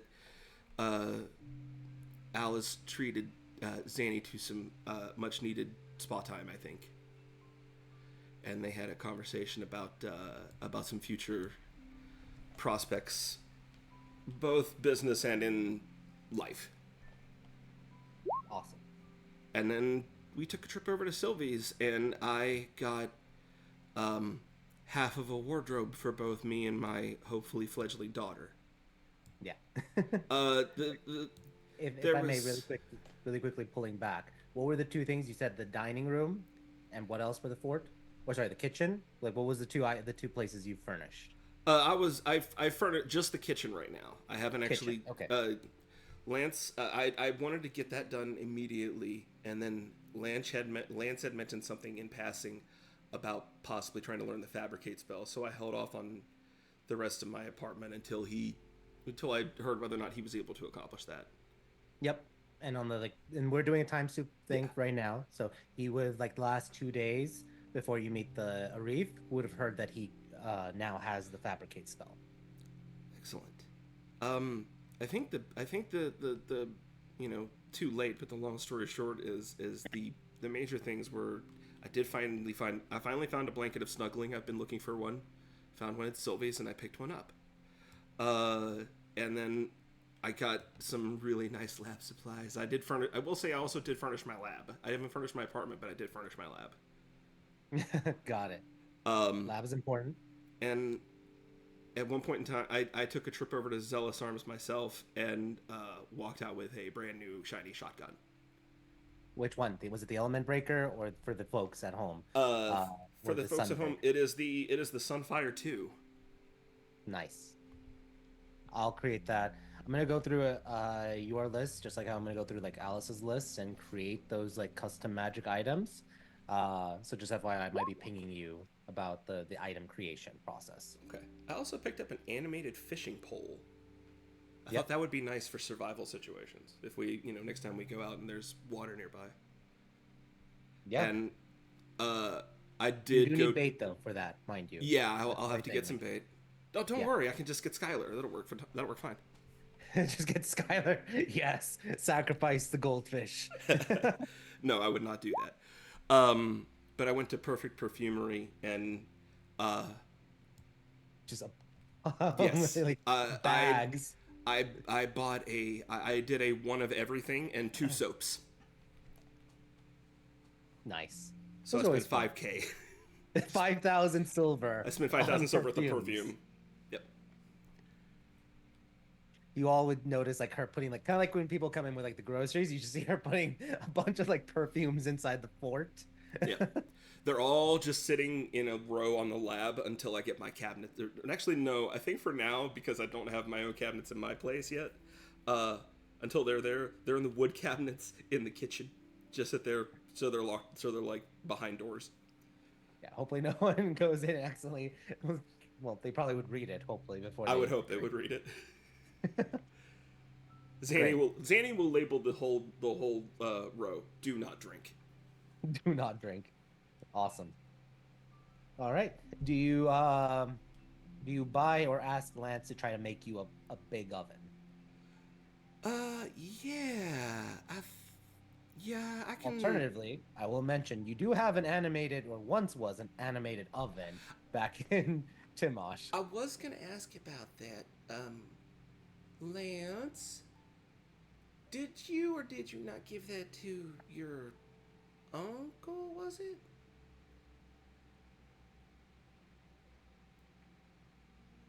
You're on mute, Lance.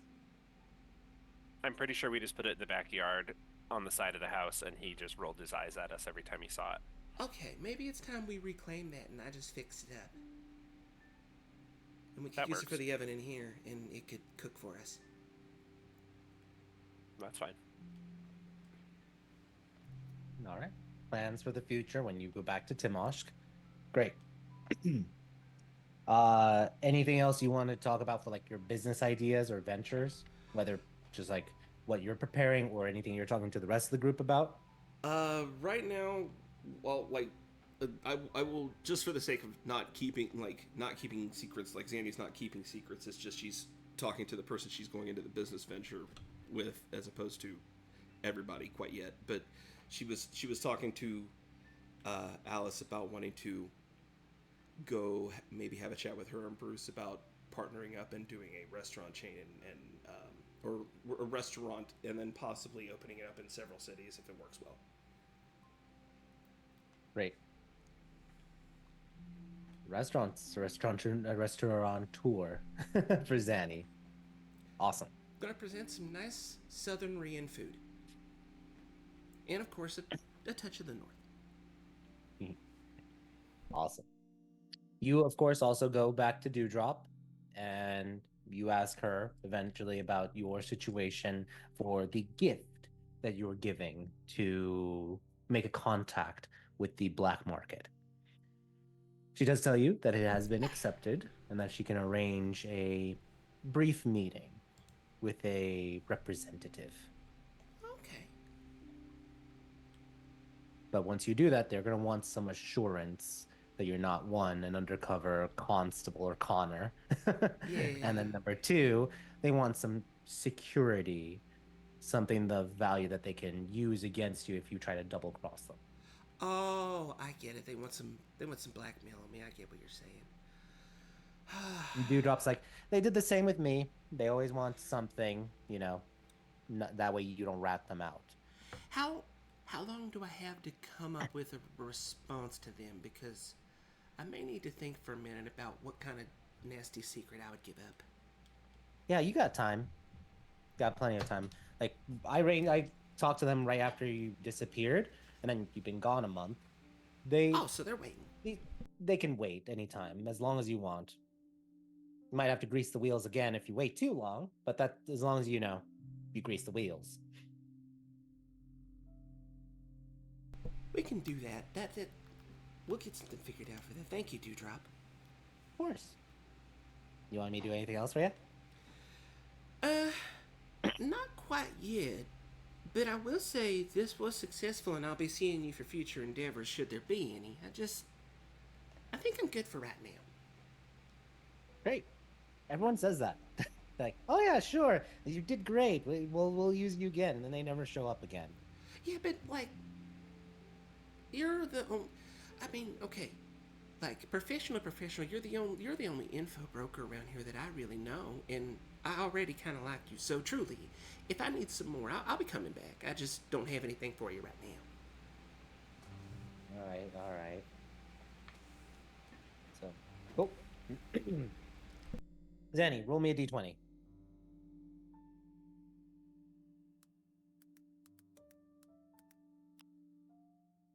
Oh, good. Afterwards, you step outside. You go and you step in some camel manure. Hey, it happened to me too. No, Erlon, you were horse manure. Oh. Zanny is camel manure.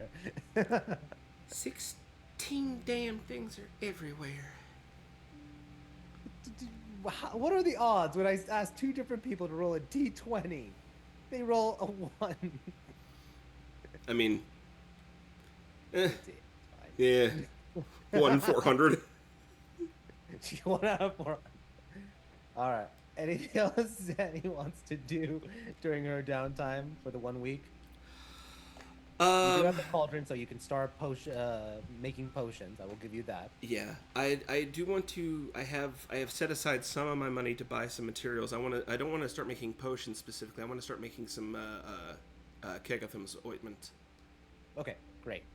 And I do.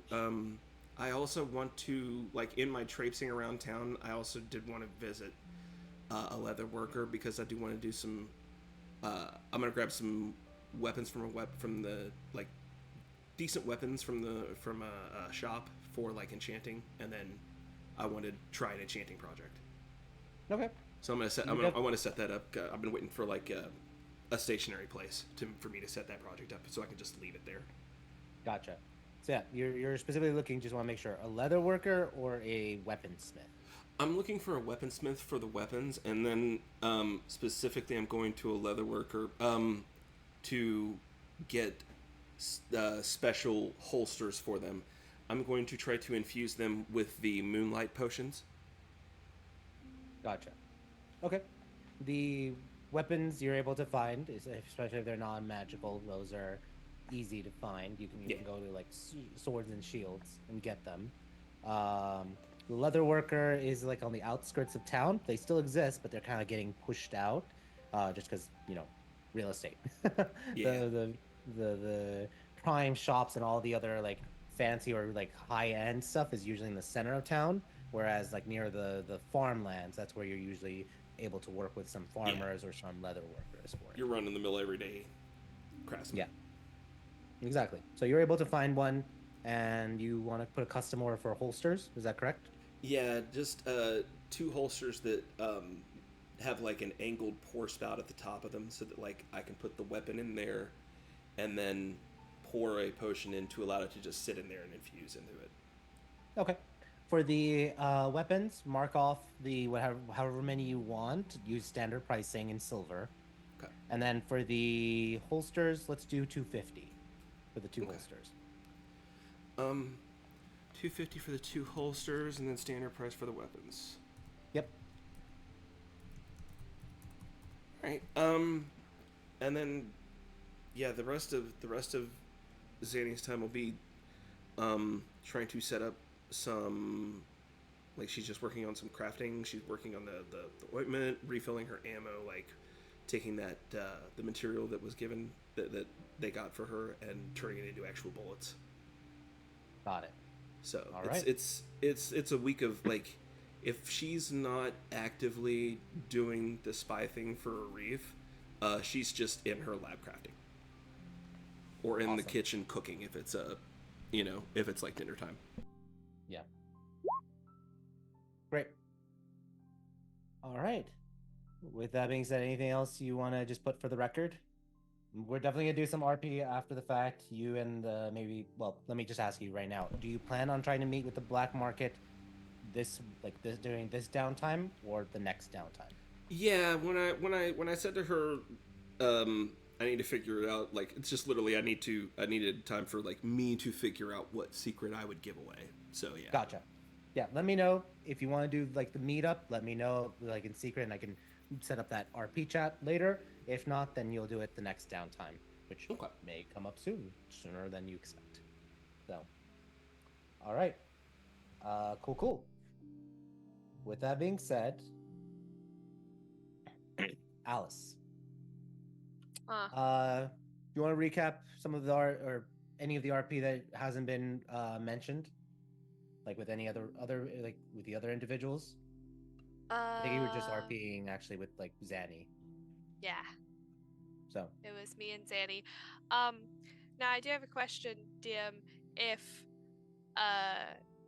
Lance is gonna learn the fabricate spell, would I be able to, come across and purchase maybe materials to make the things that I spent a buttload of money on, and maybe get some money back on all the things I spent a bunch of money on before I came here and learned that Lance could learn the fabricate spell?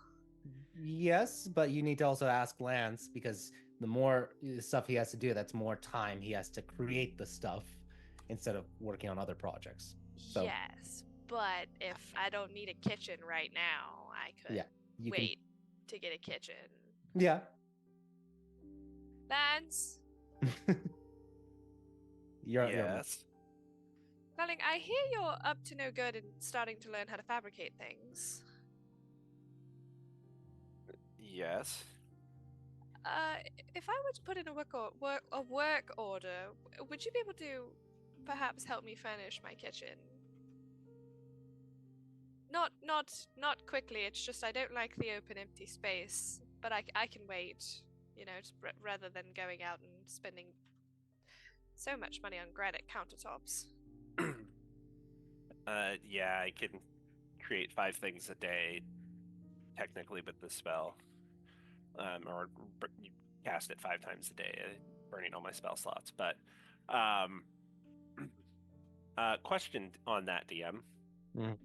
With the fabricate spell, like, if I wanted to create a set of pots and pans, if I had the material, could I create the entire set? Or would I have to create them one at a time? Let me look at fabricate the exact wording of it. Yeah, like it's one long granite countertop, or would it be a bunch of different pieces of granite into a countertop? We make one. You can make multiple, a set, because it says for the plural into products of same material, and then even in the example it says and clothes from flax or wool, so more than one item. So I would rule that yes, you can create, as long as it is something of large or smaller size, you can create a set of it. So like I could make a table with one, and then the next one I could make 6 chairs that go with the dining table or whatever. Correct. Okay. But those would be 2 separate pieces. Yeah. Because a table is large, or it could be even huge. So if you were to aim for a huge table, you'd have to make half of it first, and then the second half for it. It'll combine, because that's how it says even for like a bridge. You can make a wooden bridge, but you just have to cast it multiple times. Gotcha. Again, no rush or anything on that. Like I've finished every room that I care about. It's really just the bathroom and the kitchen and the rest of my closet.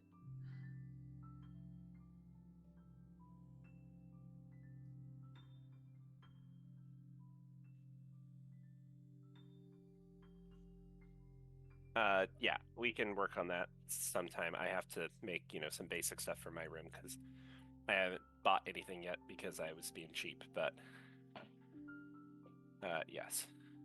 Well, to be completely honest with you, I've been stealing rugs and curtains from my house out of the rooms that we don't use that much. That would have made more sense. I've been sleeping on the bedroll in my room in the tower. I could have just gone and slept in the bed in your house in the guest room that I was using. Yes. Hunk interjects. He's That's what I've been doing. Chance is like, I've just been grabbing some of the stuff for it.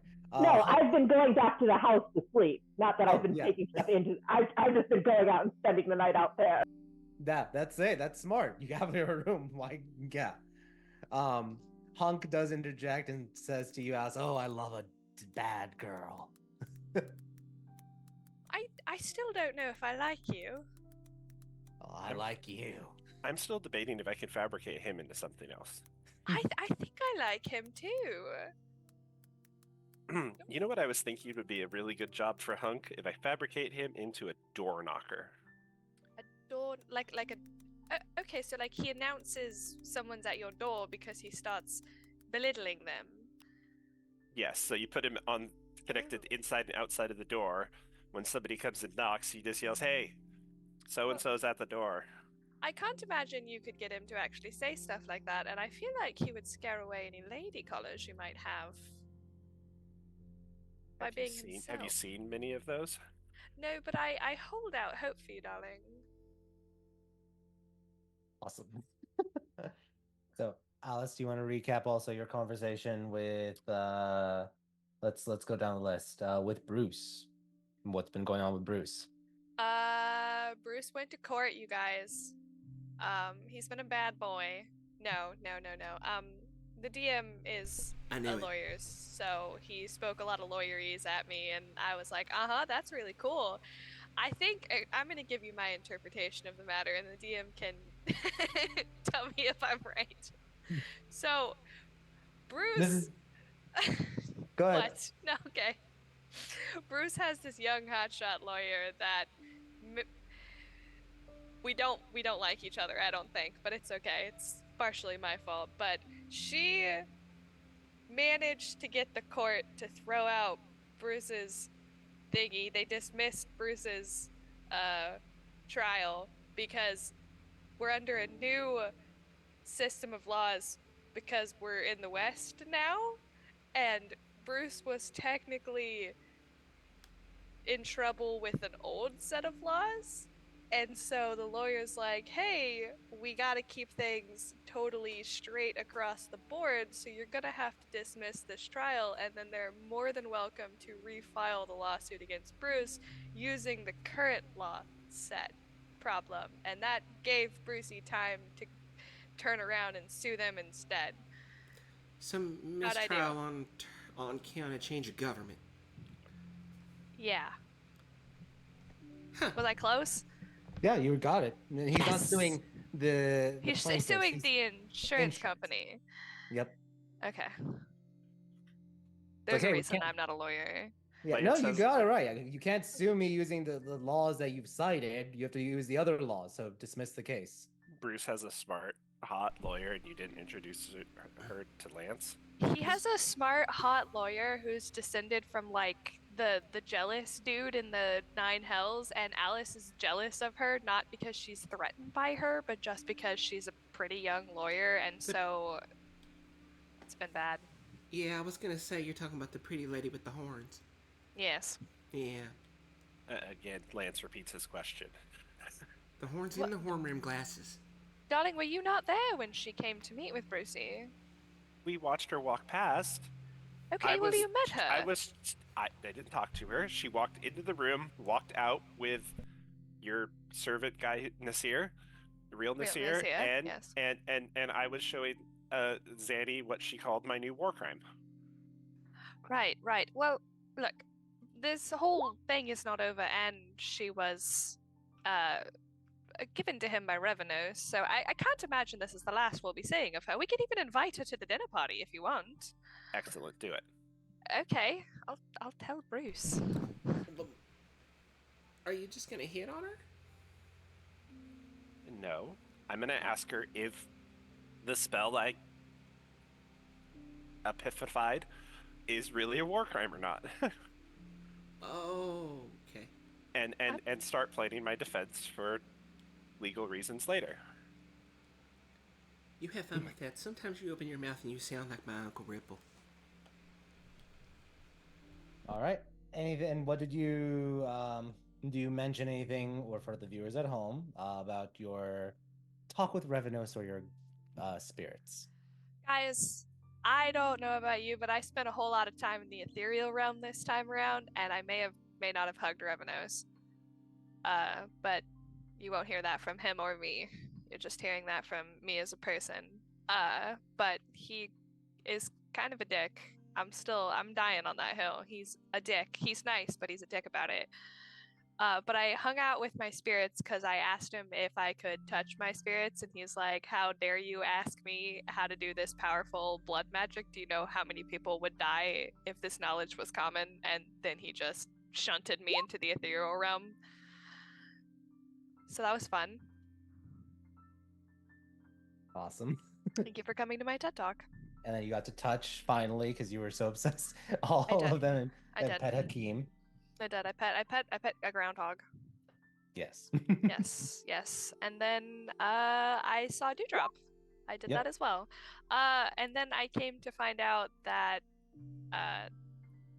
this is where I learned that the regular boys not a big fan of us. It might have also been the hateful stares I was getting on the way to go see Dewdrop while I was just riding through town. People were giving me the stink eye, but Dewdrop really drove it home by being like, yeah, no, they fucking hate you. But don't worry, all the industrialists are behind Bruce. And then I also learned that some dude is trying to prove to Arif Soledad that he can replace factories with fabrication, and he's gonna put all of us out of business. So, Lance, the fact you learned to fabricate at this point in time is honestly ironic and poetic. Did you get that guy's name? No. I was too busy thinking about other things. You just said some guy. Chance, roll a insight check for me, please. Sure. Zandy, do you think it's our friend that we met? Maybe.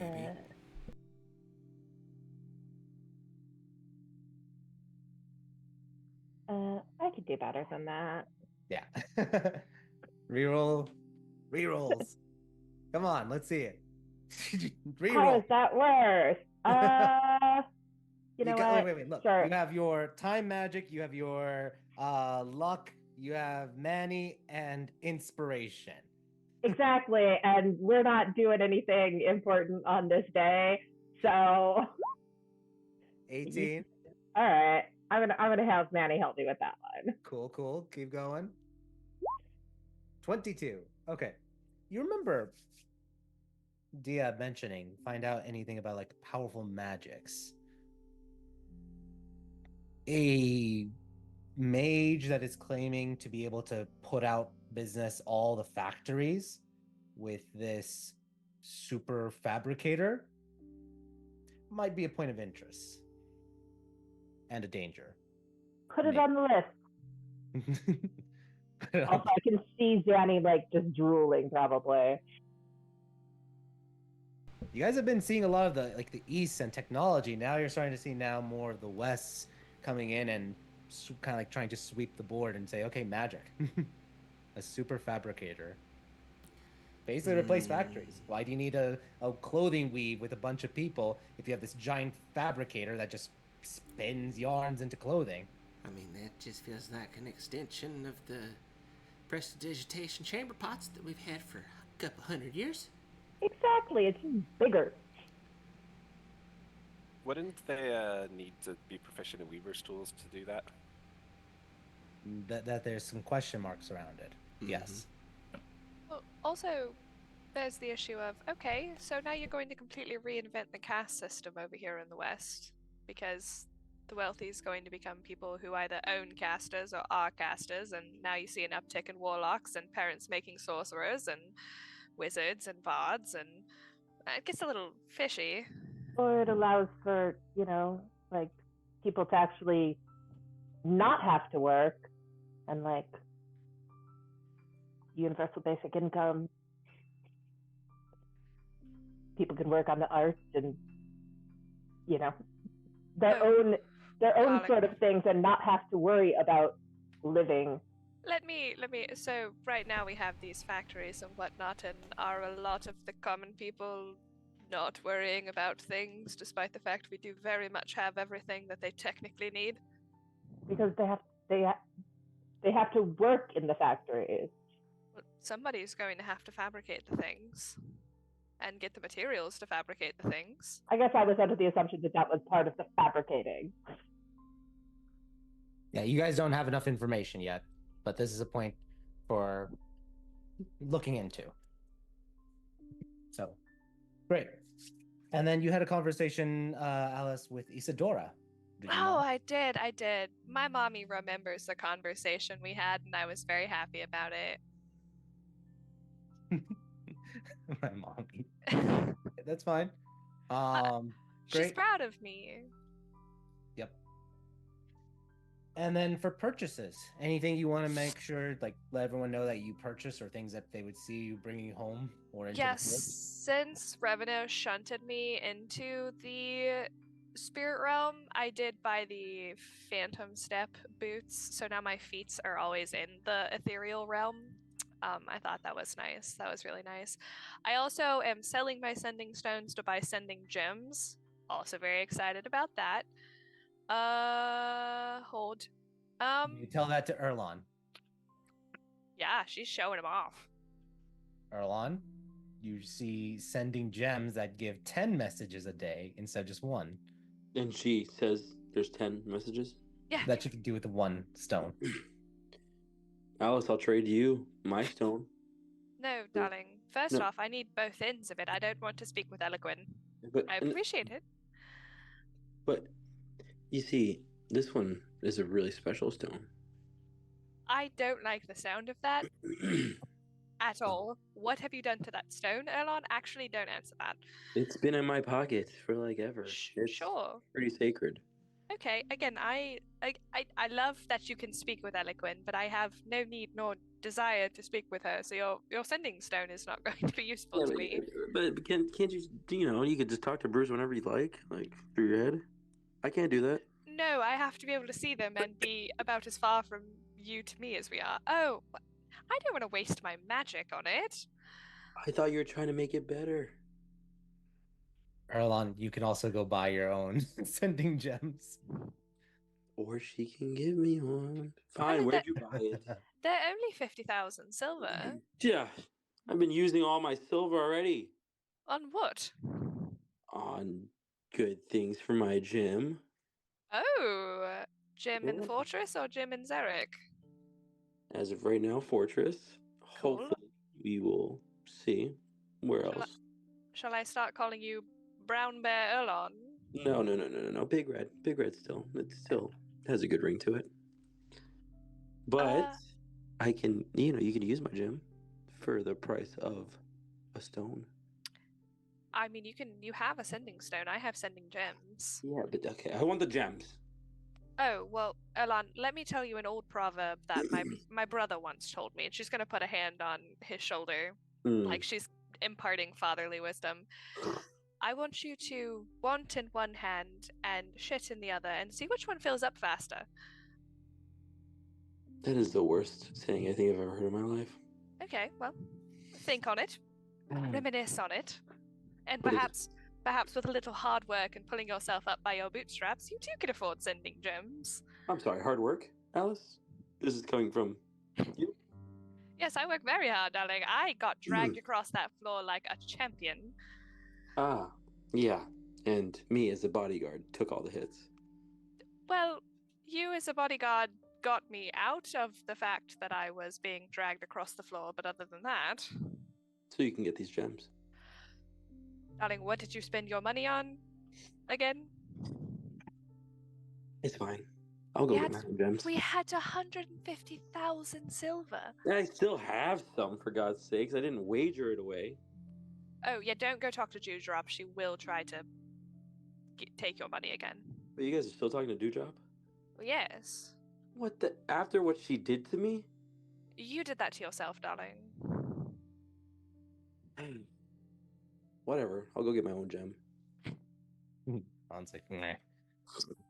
All right, Alice, you do also end up going to the painting store to Saeed's portraits. When you go there, the gallery looks closed. Oh, I'm gonna start looking in the windows and tugging on the door. Yeah. Do you knock on the door like repeatedly? Yes. Okay. Eventually, a woman comes and answers, and she is a gnome with orange hair. Let's see if it shows. There we go. Wearing black and orange, and she's like, "Can I help you?" Oh, hello, darling. I thought this is where Saeed's portrait gallery was. It is. He's not in at the moment, though. Oh, that is unfortunate. I was really interested in getting a couple of portraits done. I'm sorry. Is he okay? Out for lunch or something? No, he roll an insight check. I would like to use my inspiration to reroll that, please. With a natural 1. I'd like to use my luck to reroll that, please. This Better. is the chance effect. The Aaron effect. Let's just keep rolling. Come on. How Chance, how many C1 times did you re-roll a number? Was it 5 times was the maximum? Yeah, I think so. I think you used your normal die, all 3 luck points, and the inspiration, if I remember correctly. I can't. You can't use multiple luck points Okay. on the same thing. So it was the sorcerer thing. Yeah, the sorcerer. Yep. The sorcerer thing, the luck point, the inspiration, The normal roll. something else that I had. Yeah, and the normal roll, and there was one other thing, but I forgot what it was. I think somebody else gave you their inspiration. Maybe. Jeez. All right, we gotta find a way to break that this campaign. So just hitting the button like hit me. Blackjack 21. All right. She looks like you could tell from her eyes that she's been crying a lot, and she kind of like, sorry, my husband's gone missing. And Missing? I'm not sure. I was planning on going to the constables or the paragons, but last night he was in his studio painting, and then this morning he was gone. Did he leave a note? No, nothing. It just the door hasn't been opened. We alarmed the place, so I would have known if anything if he left. He just disappeared last night. Vanished in thin air? In his study or in his studio. Oh. Well, darling, would it be too forward of me to say that maybe I could help find him? We'll roll something. She kind of like looks at you. You look familiar. Who are you again? Oh, Alice Meze of Bruce Meze's wife, leader of the Crimson Peacekeepers.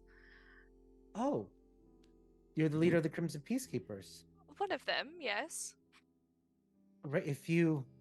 Yes. I mean, if anything to help find my husband. Of course, darling. I mean, part of our job is to make sure that everyone in Zarek is safe and well taken care of, and I wouldn't be doing my duty if I overlooked something like this. Great.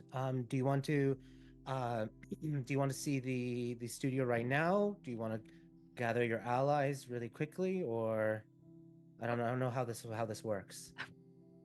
Don't worry. Would I be able to see it now? Just look around while it's a bit fresher, and then I can go retrieve my friends who Of course. will be fresh eyes for me. Of course, this way. And she opens the door wide, and you're able to go inside. Inside, like she leads you past the art gallery and the area where you like purchase paintings. You go down the steps into like the basement, and you go into like one of the, or not the basement. Sorry, you go up into the second floor, and there you get into a studio, and it is full of paintings. It's very, very messy. It is an artist's collage with lots of different paintings, and a lot of them are moving. You would notice a lot, and you know that this is Saeed's specialty. He creates moving pictures and even sentient pictures that are able to talk back to you and that are imbued with personalities. In his room, there are no sentient pictures. They're still moving pictures, but in there you see that there is several paintings that are unfinished. But roll, what is Alice looking for as she enters the room? At first glance, she's looking to see if there was like a struggle. So like she did say that he up and vanished, but at the same time, she's making sure that like it's not just messy studio. If anything looks like it was knocked over in more of a scuffle type thing. Gotcha. So for your first roll an insight check. Okay, no nat ones. 22. You are fairly certain there was no struggle. Like looking around, this feels like a more of a normal messy situation. Then she's going to ask which of the paintings he was in the middle of working on. Oh, I think it's this one, and she shows you a painting that shows with very vivid bluish indigos of a forested area. I'm gonna lean in and look at it. Is it just a forest? It looks like forest and meadow, a little bit of a meadow element for it, and it kind of seems to shift a little bit. You remember his paintings can move though, so Yeah. it's not automatically suspicious. No, I was just more like, is it a familiar landscape? Is it just a landscape from his brain type deal? That you're not certain about. You don't recognize the Okay. forested area. Okay.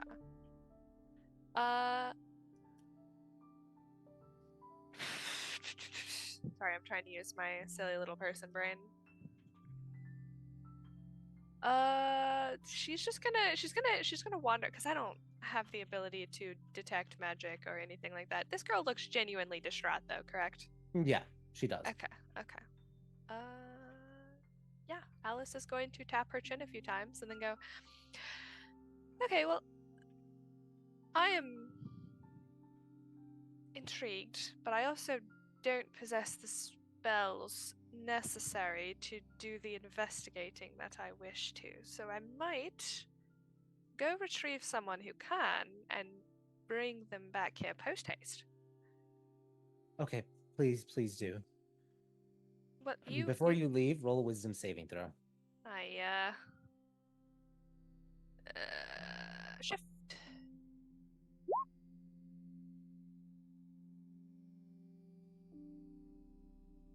I'm gonna send you a message. Oh, okay.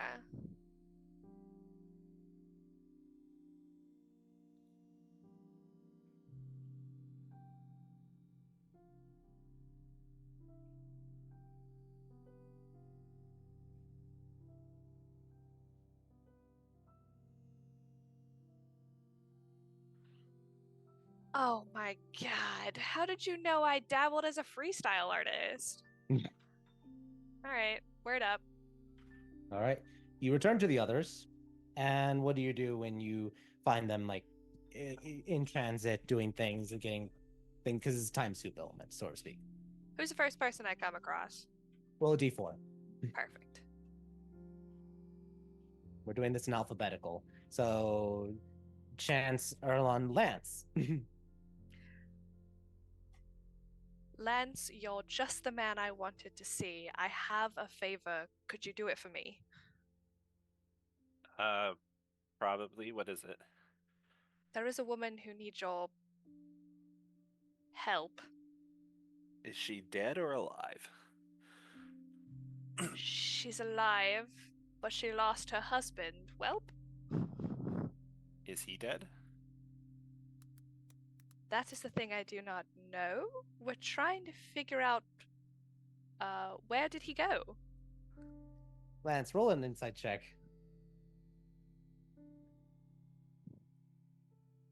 Something's weird with Alice. Rhyming. Alice, are you okay? Yes, I think that I am fine. Honestly, I feel quite divine. Can Lance roll a Arcana check to know why somebody would be doing that? Sure. You can try to think of different spells. 27. You know it's not any normal spell. Something is addled her mind, which immediately makes you think something extraplanar. Son of...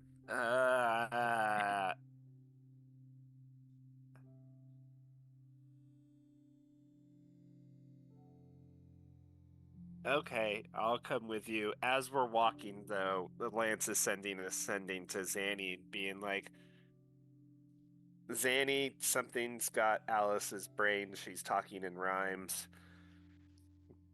Going to the... You said the gallery, right? Mm-hmm. Going Yeah. to the art gallery to find a lost husband. bring backup and remove curse. Oh, Zanny wakes up from a nap. Her hair's She's like a like, mess. she's taking a nap because she's like set something on burner and she just has to let it sit there, and wakes up and just goes, "All right, fine, fucking hell," All right. and she goes So- and prepares to remove curse. Yep. Prepare to remove curse. Do you gather the others? Yeah, I think anybody that's, because she's hanging out, Zanny's hanging out in the fort, so anybody that would be there, she would just grab and be like, "Okay, we need to go on a trip." All right. In our favorite rocket ship. I don't have to rhyme. I'm bad at it. Let's see. So I would say that, yeah, I'll allow Erlon chance just because we're in a time soup element. If you guys want to be part of this, you can be summoned by Zanny and heard that, hey, something's up with Alice and there's a person missing in an art gallery. A painter. So After you, Erlon. chance. Or whatever. Wait, say that again. Are you in? Yeah, I was gonna say after chance, but it's fine. Oh, okay, yeah, sorry. as long as it's not shopping. Cool. And Chance, would you be available and would you be willing to join? Sure, I guess. All right. We're investigating a missing person, and Alice is talking in rhyme. Yeah. I mean, sometimes I talk. That's a word game. I used to play. I do play that all the time with my brother and Lord Abiad. Well, You just start rhyming things. Oh, have you played the one where every sentence you have to start with the next letter? Like I say something that starts with A, and then your sentence has to start with B. I mean, yeah, I did. I usually try to do that. I usually try to do at least one round of that game every time I learn a new language. Just, that's kind of like I've learned how to master it. I can play that game and get a whole round through. But, I don't think that's this. Since when have you ever known Alice to rhyme anything? I mean, she plays violin like a mean woman, but, when have you ever known her to sing or rhyme anything? Well, I mean, she might be trying to, guard all of her, like, expand her artistic horizons. I dabble in other things. Yeah, I still think she's cursed. She's cursed. All right. Time soup. You all end up at Saeed's gallery. You go inside, you're introduced to Lori Bronzecrag, the gnome that is the wife of Saeed. And she tells you basically what she told Alice. Her husband, she does mention like her husband's been acting weird the last week and obsessing a little bit over his last painting. More so than usual. Okay. Is the painting here? Yes, it's this one. She shows you the same one that Alice was looking at. Okay. And you said he had an unusual fascination with it. Yeah, he was just very paranoid, very focused on trying to paint this picture. Okay. Actually, come here for a second before you look at the picture. What was that? That makes sense. I was telling Daddy to come over here for a second before she looks at the picture. Gotcha. All right. Yeah, no, that makes sense. I should go Go talk to the ahead bar and before doing a dumb portrait thing. some of us. I think the picture is very lovely. It makes me feel happy and carefree. Yeah, I'm probably gonna go look at it with the bad eye. Art is like that, but yeah, I'm just gonna. I cast Intellect Fortress on everyone except Erlon. Erlon, don't look at the picture. I mean, I don't really understand art anyways, so I think I'm fine. Yeah, that tracks. Alice, you immediately get to make another wisdom saving throw. Oh, cool. Okay. I'm gonna send you another message. Fantastic. Can't wait to start tap dancing. Uh-oh.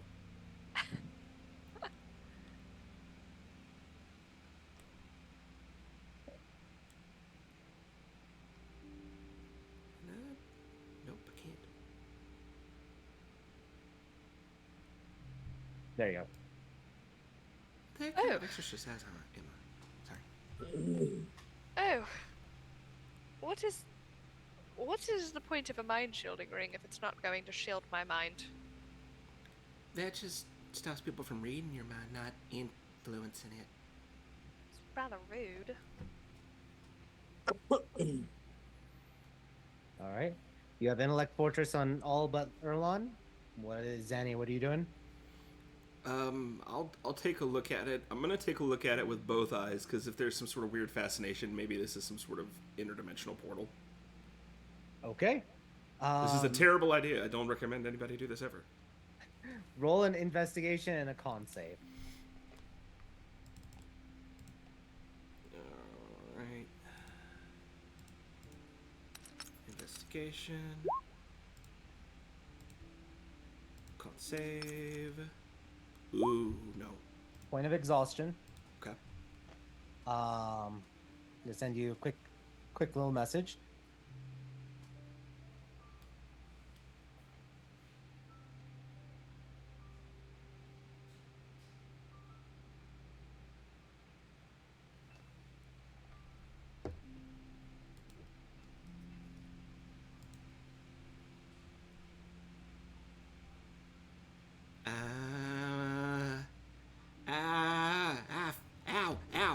Ow.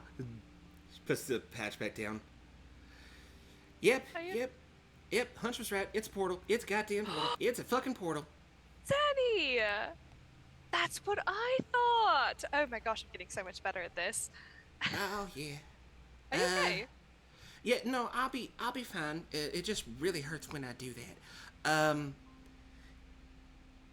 Where yeah, does it this go? is somewhere nasty. Maybe nightmare, maybe dream, maybe somewhere else. But it's like some sort of aberrant energy. Like it's not holy, it's not evil. It's out there.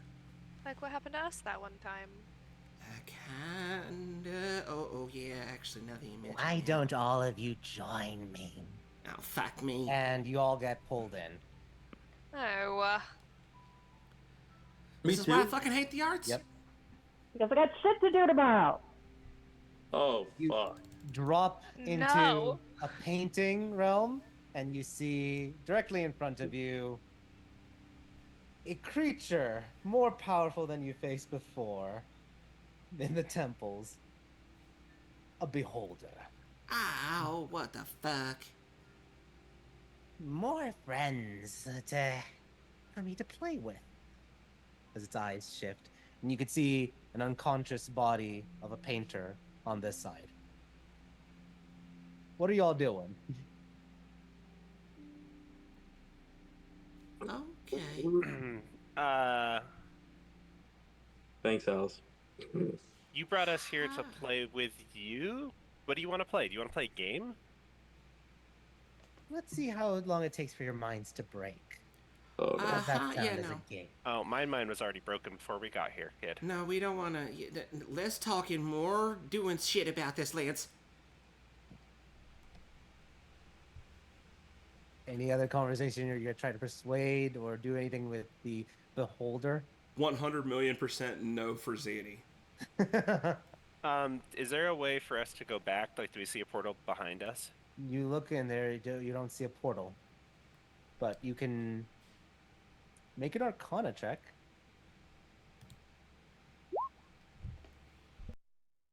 God, I'm really bad at those today.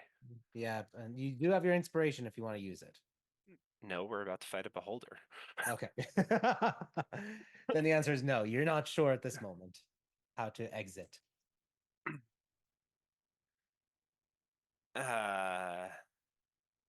Alice, no. How close is it? Let's see. To you, 70 feet. But yeah, anything you guys are gonna try to do, persuade or bargain with the beholder. Lance is going to intimidate it. You Okay. can let us go or you can die. And we're taking him with us. Interesting. And Lance is stepping forward 10 feet. Let's see how long it takes you to die. And let's roll initiative. All right. We're fighting a beholder tonight, guys. No. I hate these things. That's my initiative button. Yep, there it is. I'm gonna die to this beholder. I was getting that 20. All right, we're in action. Let's start things off. Erlon, you're up. What are you doing fighting this beholder? You get advantage too. With advantage, yeah, because you rolled that nat 20. Anything you do is a nat 20. Yeah, and I fucking can't get to Or him not with nat these 20, sorry. little Everything you legs. do is advantage. There we go. I can't get to it with these little legs. I'm gonna double dash too. Okay. How far is he? 70? Yep. So, So well, actually, I will be able to get to him then. you can, if you dash, you can get right up close to it. Yeah. It is currently hovering 5 feet off the ground. It can fly, but it is right now at ground level. He is at ground level. Okay, we'll get to him. Can I grab my little piece? There he goes. Boop. All right. That's your action and Yep. your wait. Are you using your bonus action to Misty Step? I will. I was gonna use my bonus action to rage. Because then you only have what's your normal movement speed is 35. This should be 40. It's 40. Okay, 40. So if you're not using Misty Step, Oh yeah, no, I see what you're saying. That's fine. We will. Well, yeah, we'll use our bonus action just to dash so we get to him. well, you're using Misty Step. It's not bonus action to dash. It's Misty Oh, Step. okay. That's fine. Okay, just wanted to make sure. It does the same thing, but it's just about using that charge. Okay. All right, you get right up there and you're pulling out which axe? It's gonna have to be. We'll do Legend Carver. That's fine. Okay, Legend Carver it is. All right. At the end of your turn, it's going to use a legendary action. Rolls a 6, and let's roll to see who it's targeting. Lance, because he's talking shit. We'll see. 3. In alphabetical order is Erlon, and it makes sense. You're right in front of it. Erlon, I need you to make a strength saving throw, please. Strength saving throw.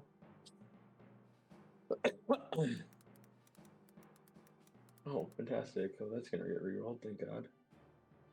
13. You are lifted up the ground by its telekinetic ray and moved 30 feet this way up in the air and dropped. I need you to make a dexterity saving throw. All right, you take half damage. You take 4 points of bludgeoning damage as you hit the ground, being lifted 30 feet and dropped. All right, Lance, it is your turn.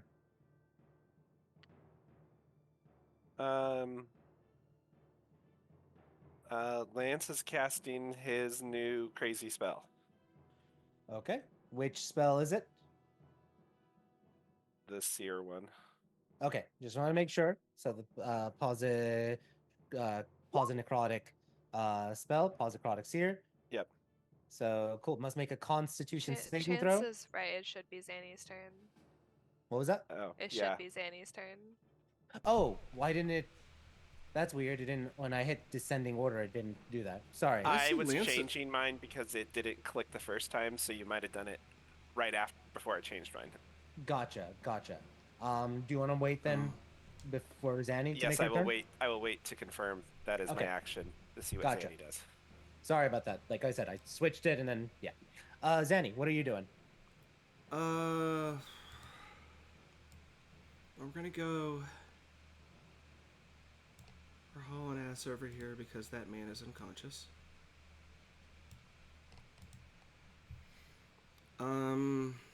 But that's movement and bonus action to dash. Okay. So to get over here, and then I will. I don't want to be here for very long, so we're just gonna try to murder this thing real quick, and I'm gonna say a little prayer for it. All right. For my action, I'm gonna cast one of my new apothecary spells.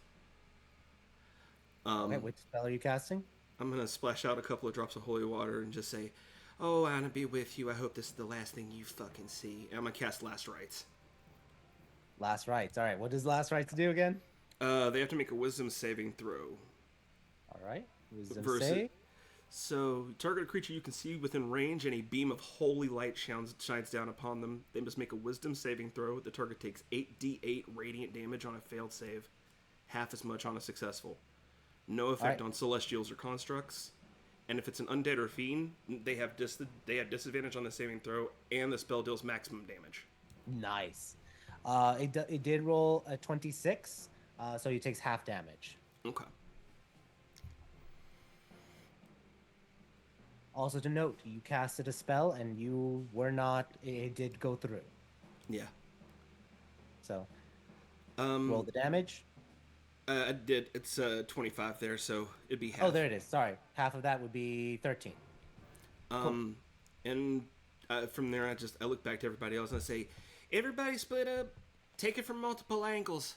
If it opens its eye and starts looking at you, you can't use magic anymore." All right.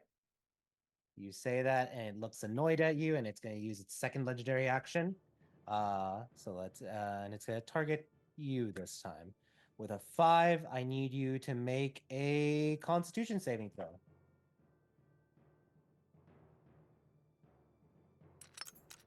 At least it wasn't a strength. Uh-oh. Yeah, you take 32 necrotic damage as the beam hits you for it. I am resistant to that. Yeah, so that would be then 16. Also, make sure your character sheet is up to date because it looks like you only have like right now 19 hit points. Yeah, my D&D Beyond character sheet is up to date. It's actually just not updated when I roll 20. I was about to say the same thing about mine too. Mine as well. Yeah. Okay. My DDB character sheet has me at 47 hit points right now. Gotcha. All right, let me just increase everyone's back to normal. Minus 13. Is your maximum hit points still 57? No, after the level up, it's now 63. 63. Okay. Yeah, I'm currently at 47 after that damage. Gotcha. With the resistances. Okay. And Lance, what's your max HP? 72. 72, 72.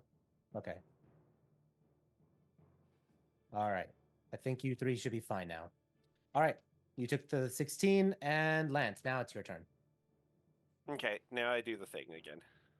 And mark off the spell slot. It evaporates as you are in its magic cone. Oh, you bastard.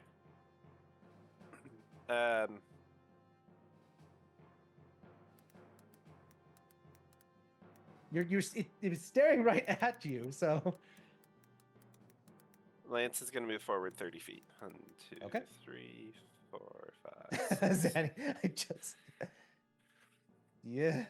You're going. Okay. Lance is going to go punch this thing in the face now. That's fine. That's fine. I'm just.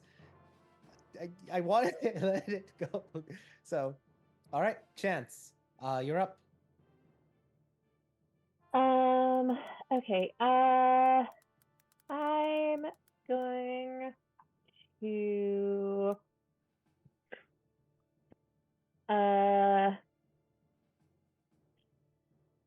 wait, why is it? The map is stuck behind people's heads.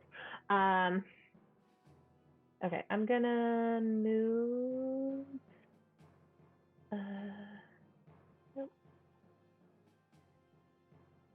That is true. You are concentrating also on the intellect fortress. So let me make sure everyone's notated that they have advantage on wisdom and intelligence saving throws, as well as charisma. Ones too, yeah. Yep. Builder doesn't really do charisma, but yeah, that's still a good thing to notate. Okay. You head over there, and and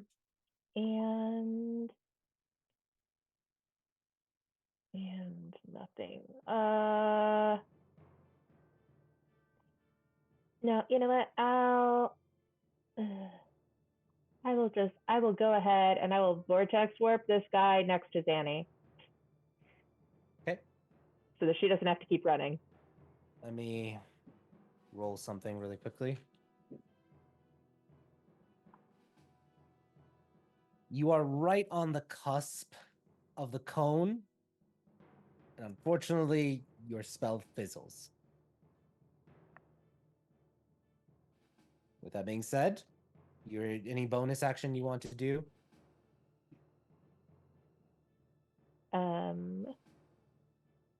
No. Okay. End of your turn. It will use its last legendary action. Rolled a 9. And let's see who it's targeting. That would be Lance. You are going to get hit with the... Well, let's see. Roll a dexterity saving throw, please. Actually, no. Yeah, that's the dexterity for that one. And you rolled a 5. Okay. Not bad. You get hit with the disintegration ray, and you take 30 points of damage. Lance calls the beholder a bitch. Okay. It starts laughing, and it ascends up 30 feet. Let's see, how much is its fly speed? 20 feet. So now it is 25 feet up in the air. And at its turn, it's going to do its 3 it's 3 attacks with its eye rays. So let's roll for them. Let me roll 3d10. All right. Another ray. Let me roll 3d5. All right. So let's do the first one. Ray number 3, Fear Ray, is going to target Zanny. Make a wisdom saving throw with advantage.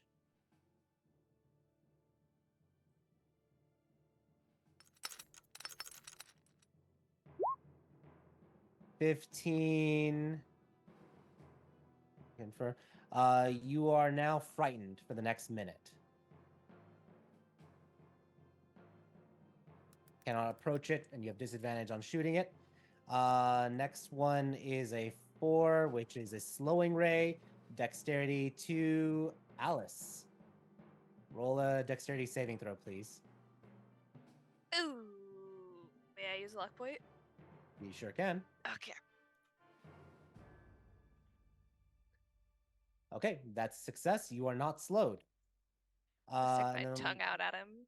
Last one is another innervation. Erlon, roll a dexterity saving throw with advantage.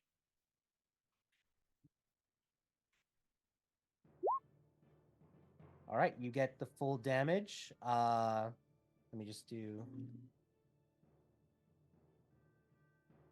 And Lance, roll also a intelligence check for me, please. And Erlon, you're going to take the full force of this. You are going to take 42 necrotic damage. Awesome. Those are its 3 rolls, and it's going to go next to Alice once I send this.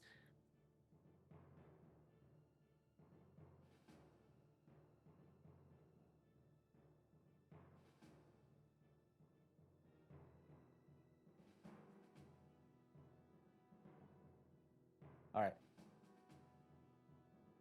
Let's go to Alice then.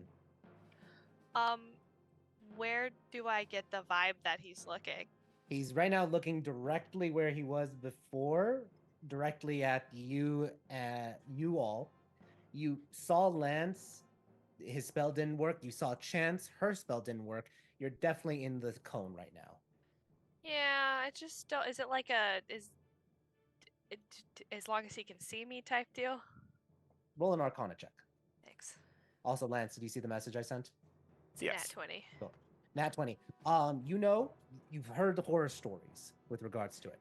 It is a 150 foot cone. Uh-huh. So you have to go either left or right to get out of it. Okay. Chance was in it, and I feel like I'll still be in it over here. As you go there, wait, where? Go back to your original spot, Right there. and you're going right here. But yeah. Okay. You emerge on the other side, and you're no longer in the cone. Can I see him? What was that? Can I see him? There's a tree right here. Yeah, you're kind of like looking around the tree. As you touch the tree, your hand gets covered in paint, but you can now see it and cast spells. Okay, I just got this sick ass spell, and he probably is gonna just know it, but I want to cast it anyway because I just got it and I want to play with it. So I'm gonna Okay. cast Delirium Blast. All right, post the spell. It's an intelligence save. I'm sorry, I don't know why I didn't post.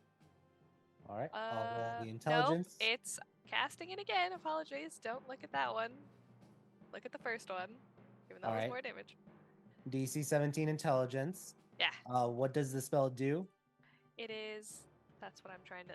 There we go. Was that the right button? That Yeah, was the right you button. ignite arcanes, hurl it towards a space you could see within range. Explodes. Each creature. So where are you hurling it? Like behind it.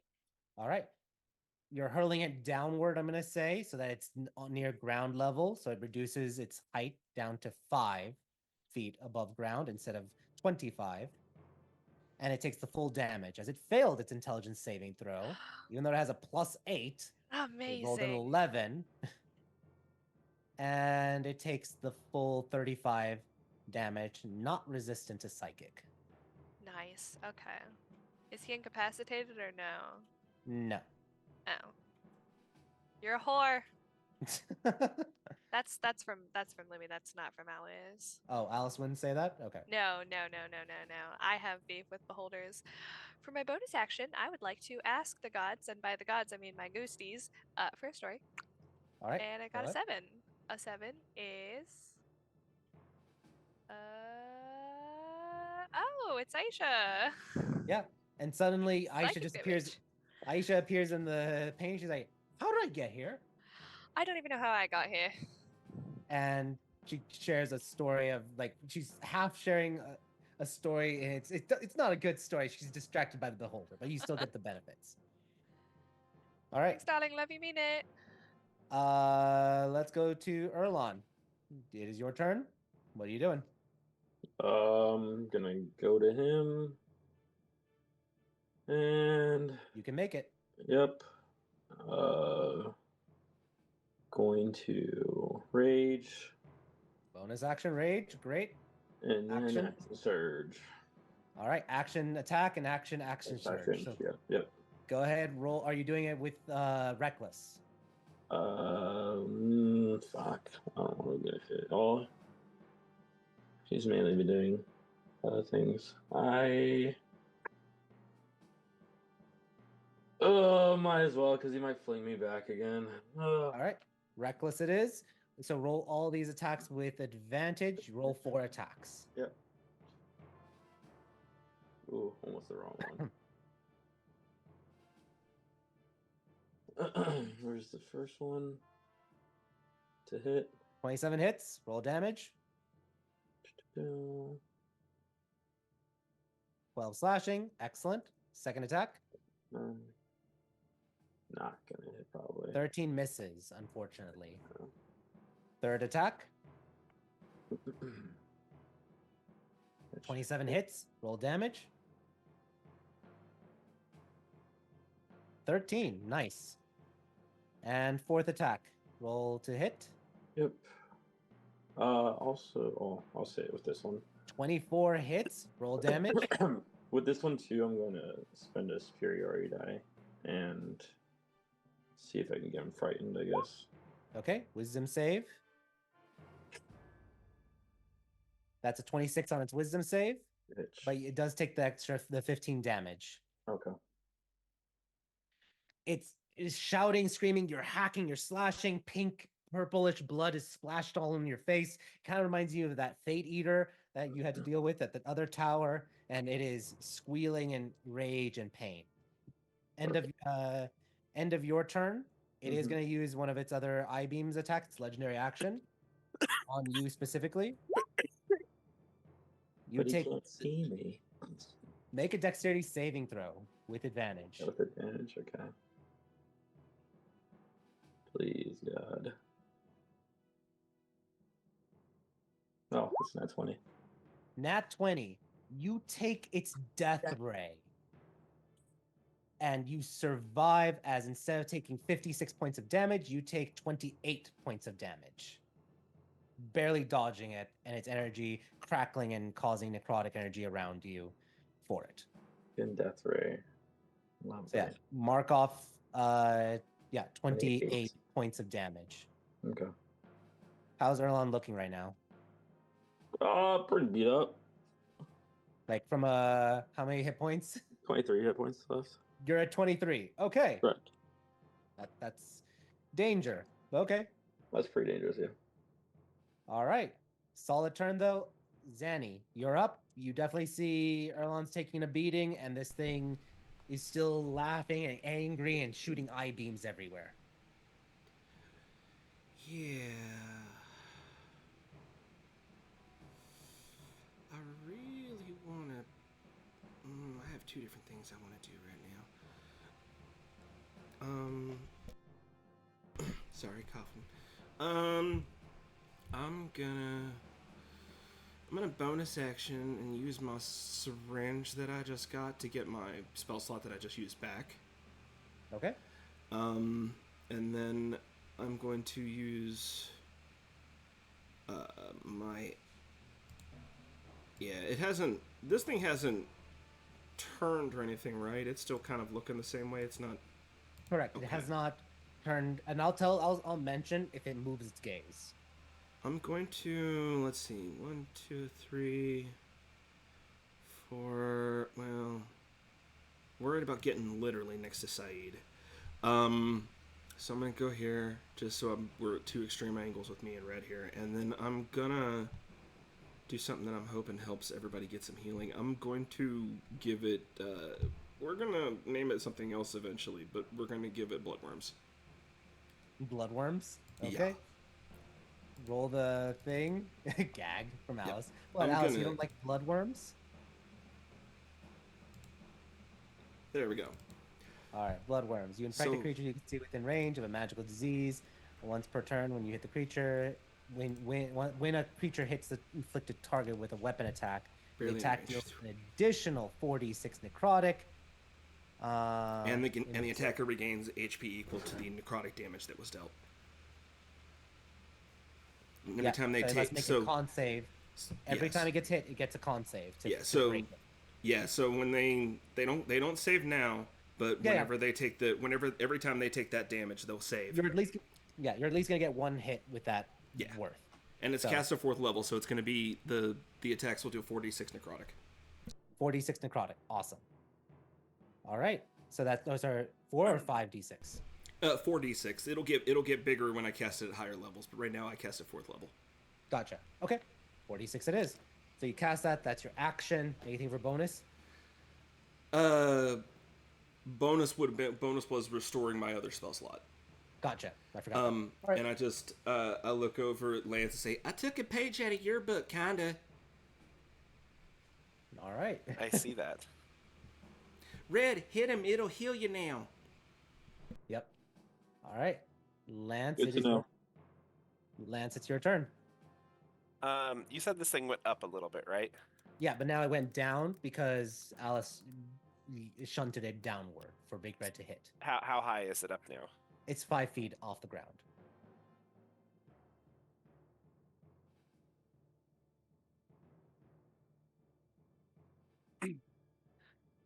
All right. Lance is gonna run straight at it and then dive underneath it with his last 5 feet of movement. Okay, you're underneath the beholder. That's fine. And he's gonna cast Banishment. Banishment. Okay. Jeez. Charisma saving throw. That is a nat 20. So it saves, unfortunately. Unless, Alice, are you able to reach it with the silvery barbs? I am checking. No.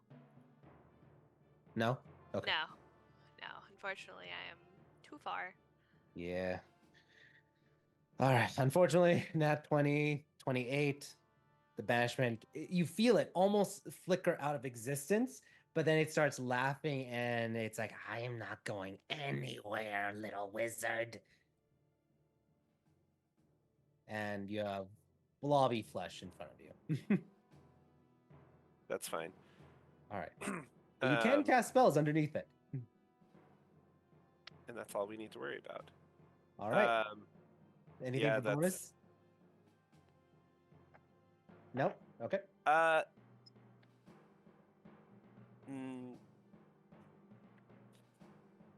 I kick it with, or can I punch it with my offhand as a bonus action?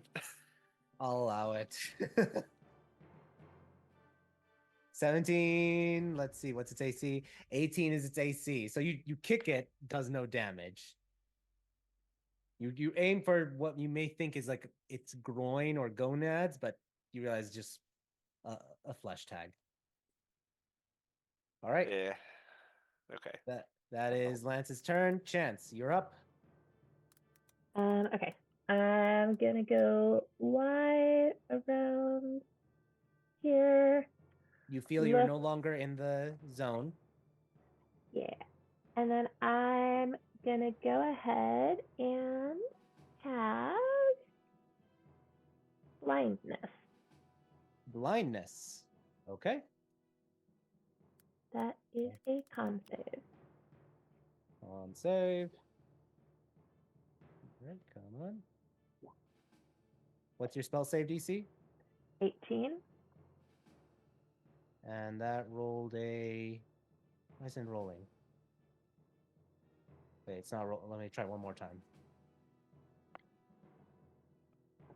Okay. That is a 15. It failed. Let me see. And it failed.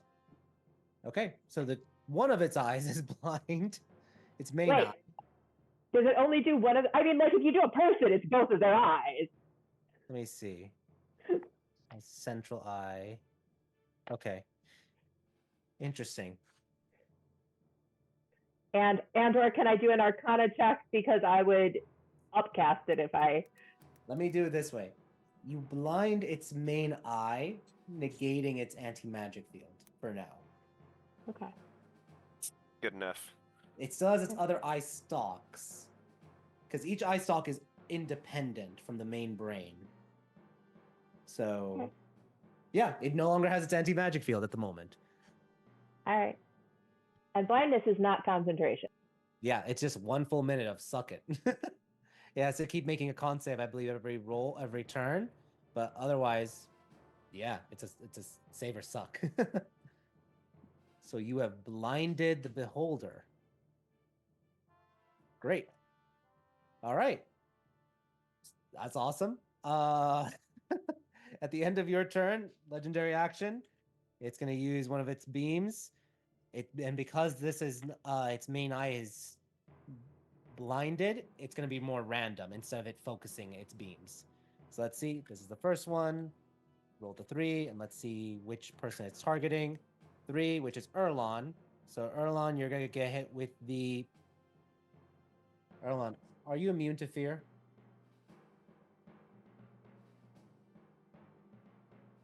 Sorry, I was unmuted.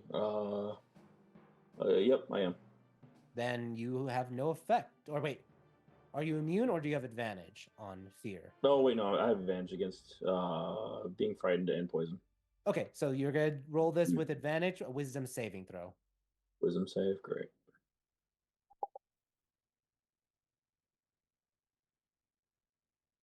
You succeed. You are not frightened. So good job. Oof. All right, it is the beholder's turn. It's screaming because it had the... It's blinded by it, and it's going to rise up. Erlon and Lance, you both get attacks of opportunity. Lance, if you're using it, you can cast Warcaster, because I believe you have it. I do, and I'm casting Banish again. Banish again, jeez. Okay, let's do Erlon. Erlon, roll with your attack. You still have advantage because it hasn't yet hit your next turn. Mm-hmm. So go ahead and roll with advantage. Yep. Nat 20. Nat 20. Awesome. Roll the damage. All the damage die.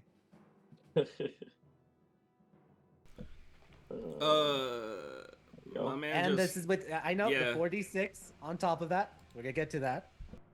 So What's up? 14 plus 12 is 26. Now roll 4d6. 4d6. Yep. Oh shit. 6. All sixes. No. Pretty close 20. though. So we're at 46. And then the 4d6, 4 times 6 is 24. So 24 plus 46 is 70 points of damage. This thing is extremely hurt as you deal 70 points with one slash, chopping off one of its eye stalks, and you heal 44 hit points. That's amazing. Can I also expend another superior die again? What would the superiority die? Does it do add more damage? It would be the one that's the... Oh, it was a succession, right? Yeah. Why is it not letting me pull it for you? For some reason, it's not letting me pull it up.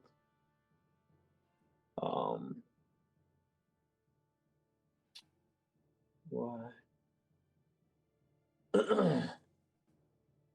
There.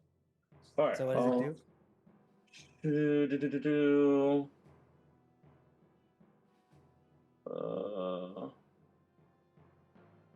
Well, I was gonna try to fear it again or make it scared, but wait, okay. but I already did that in the same turn, correct? So I can't do it again. Yeah, it's still technically the same turn. Yeah, so that's fine. I wasn't sure if this was a superior die. No, I don't have a superior die for that. Yeah. Okay, cool. So still 70 points of damage. Impressive. And as it's screaming in agony, it must make a charisma save from Lance. Actually, what I have, he went for me. So what I've seen how much damage he dealt. Yes. Can I do something instead of that? Instead of banishing it? You did say banishment, but okay. That's fair. I'll allow it. Go ahead. I'll let you pick. You can still cast banishment or something else. I was going to cast the Seer spell again. Since I saw Erlon it's covered me in guts. Lance is now mad that he's covered in purple goo. Okay. So you're going to cast the Seer spell again. Yeah. All right. 21 necrotic. First DC things 18. first. I need to roll a con save for the attack that was from you, Chance, like the spell, because every time it gets attacked, it makes a save. So let me roll that first, because that could change this next one. It failed. So this one also has the 4d4. So Lance, roll 4d4. No, that's only a weapons attack. That does attacks. only apply one time a turn. One time per turn. Okay, never mind. Yes, and it specifically has to be a weapon attack. It doesn't have to be melee, but it has to be a weapon attack. Gotcha. Okay. Thank you for clarifying, being honest with that. So, necrotic, 21 points. Let me roll that con save then for that. Your spell save is 18 and it rolled a 17. So it takes 21 necrotic on top of that. And it is now burning and will take that 21 every turn. Yep. At the start of its turn. Yep. It is going to scream and cast its 3 because it just moved. That's all it did, was trying to get away from you guys. It's going to go this 25 feet up in the air. So it's still right there, but 25 feet up now.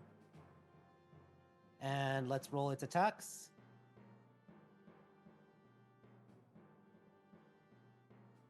All right, and then let's roll for who's getting hit. All right, first ray is Charm, and that is going to Lance. Lance, roll me a Wisdom saving throw. Because this might actually change stuff. 21, you are not charmed by it. Because if you were, I was about to say you drop immediately that concentration spell. 6 is telekinetic, and that is targeting Alice. Wait, no, Alice, you are A, so it's Chance. Chance, roll a strength saving throw. 14. You are lifted 30 feet up off of the ground and are dropped. You're going to take roll a dexterity saving throw to see if you can stick the landing. 8. You take full damage. You take 14 falling damage. Roll a concentrate. Well, no, you're not. You're concentrating on the mind link. They're not the mind link. The intellect fortress. So roll concentration check on for that. The DC is 10. Nat 20. You're good. So yeah, you take the 14, and then the last roll was an 8. That's petrification, and that is targeting Zanny. Zanny, make a dexterity saving throw.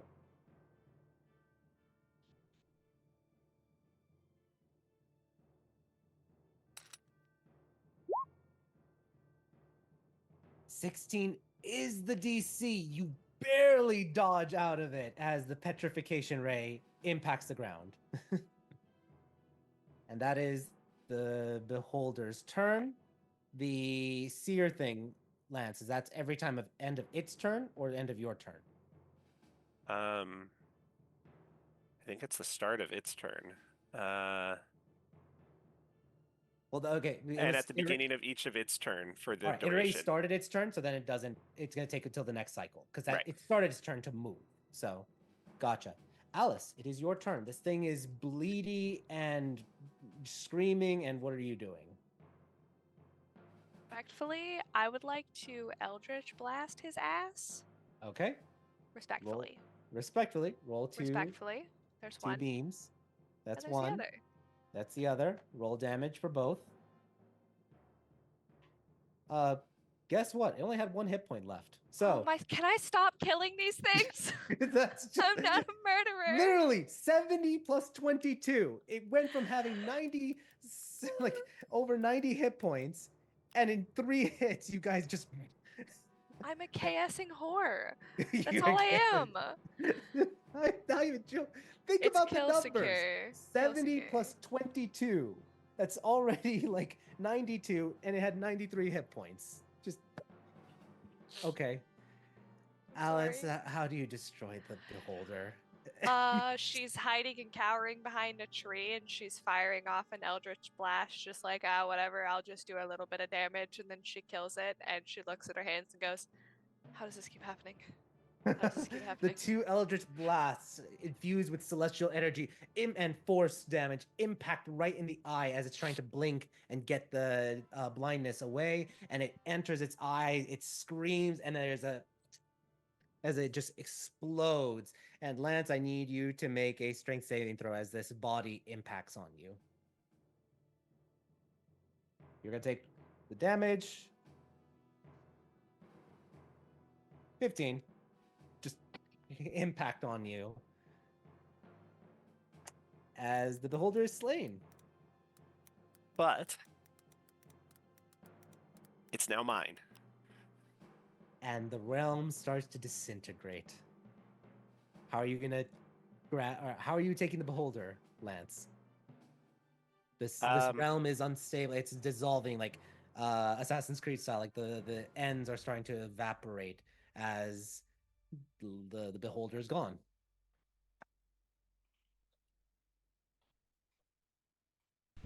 How big is it? Is it a large creature? It is a large creature.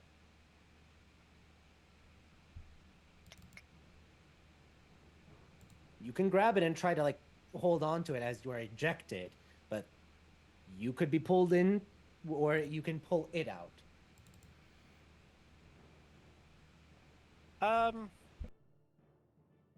Lance wants to take it with him, so Lance is gonna grab onto it because Lance can get himself home if he needs to.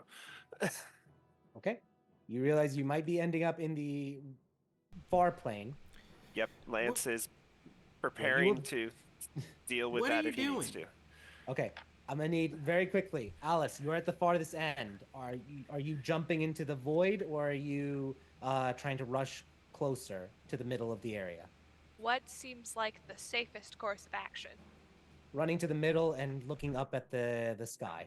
That sounds like a great idea. All right. You rush forward and jump, and you feel gravity starting to release its hold. There's no more gravity, and you are floating upward instead of plummeting downward. So that's you. Erlon, what are you doing? Are you grabbing the thing, grabbing Lance, pushing yourself up, or letting yourself fall as this realm collapses? Is Zanny getting the Yeah, guy you that could shout, we- Zanny. What's Zanny doing? He's trying to take the damn thing. You know what? Fuck it. Zanny's gonna cast floating disc and start flying herself. Not on the disc, with the disc. She's just gonna she's gonna use her action because it's not concentration; it's just a ritual. But I'll just use my last spell slot that I got back to as an action. Go make a 500-pound floating disc. Say, if you're taking the damn thing, put it on that. Let's fucking go. And Zanny just starts flying. Okay, are you grabbing Saeed or? I'm gonna save Saeed. Yeah. Then. Oh yeah. You didn't all say I it, was so saying. Erlon's saving Saeed because you used your action to fly, Zanny, and it makes sense. You're it's gonna be hard for you to carry a human, so you fly up, you cast the disc, Erlon, you Babel. grab it and kick off. Gravity is escaping. Chance, what is Chance doing? All right, Lance is just sitting in the middle, holding onto this thing. I'm gonna come over here. It's a zombie now, so it's moving and under my control, right? Until the start of its next turn. It hasn't gone to its next turn yet. Gotcha. Okay, I'm gonna grab it, or like put a hand on it, and I'm gonna dimension door upwards. Okay. It is technically an item right now, so it works. You are able to pull it, and Lance, you see her up. She's not falling because gravity has been released. Do you grab onto the floating disc and kick off? Oh, Lance will just cast Curse Flight on himself. Okay, Curse Flight. You plummet upward, leaving Zanny's disc there. Zanny's just like, motherfucker. Like, Well, the disc goes with Zanny. It only stays 30 feet from you at all times or something. Yes, which is why I started moving 25 feet, which is my speed, and he would have still been in range for it to go by itself. Thanks for letting me use my last spell for nothing. I thought you were on the disc for you. no, she can. No, fly I on can her own. fly as a bonus action anytime I I want. also laugh because Zanny, you could have just taken out the carpet, but that's fine. All of you escape. All of you emerge and explode out of the painting. The painting is destroyed. And you save Saeed the painter as he comes to. And you have a beholder zombie in the room, and he starts screaming, as does his wife Lori. Don't worry, guys. It's cool. It's under my control now. And we'll say you guys are thanked. They're definitely traumatized, but they are grateful for saving them. And you all have the bragging rights to say that you killed a beholder now. And Lance, that will become a skeleton, because that's what your spell does. At the end of 24 hours, it becomes a skeleton. Cool. What level spell do I have to make to raise a death tyrant? That is something you're gonna have to research. Oh, that Lance is gonna have that skull sitting in his room for a long time, and it's okay. That's a level 9 smell. So yeah, all right, and they are grateful. They offer to paint you portraits to say thank you because you saved him. He does mention that he got the paint that he used from a traveling salesman. That there's no regulation anymore because Dawnstone has left the Dawnstone Emporium. So people are buying things that maybe said does this one thing, but in reality does something else. Sketchy black market stuff. Yes. By the way, we are getting a family portrait to hang in our fortress, and Erlon, you're gonna sit there and you're gonna smile for this portrait. Never. Right? Yeah, I don't care. All right. And on that note, congratulations. You all defeated Beholder. Oh my god, we're all level 20 now? That's amazing. No, you're level 10. Oh. It's worth All a right, y'all. shot. We're 10 minutes over. Thank you so much for hanging tight for that. I appreciate it. We ran a little over, but hey, I've been on time most of the times. So, everyone, thank you so much. We'll see what happens next time with a meeting potentially in a reef and then a dinner party in the coming sessions. So, everyone have a good night and see you all next time. Take care. Bye.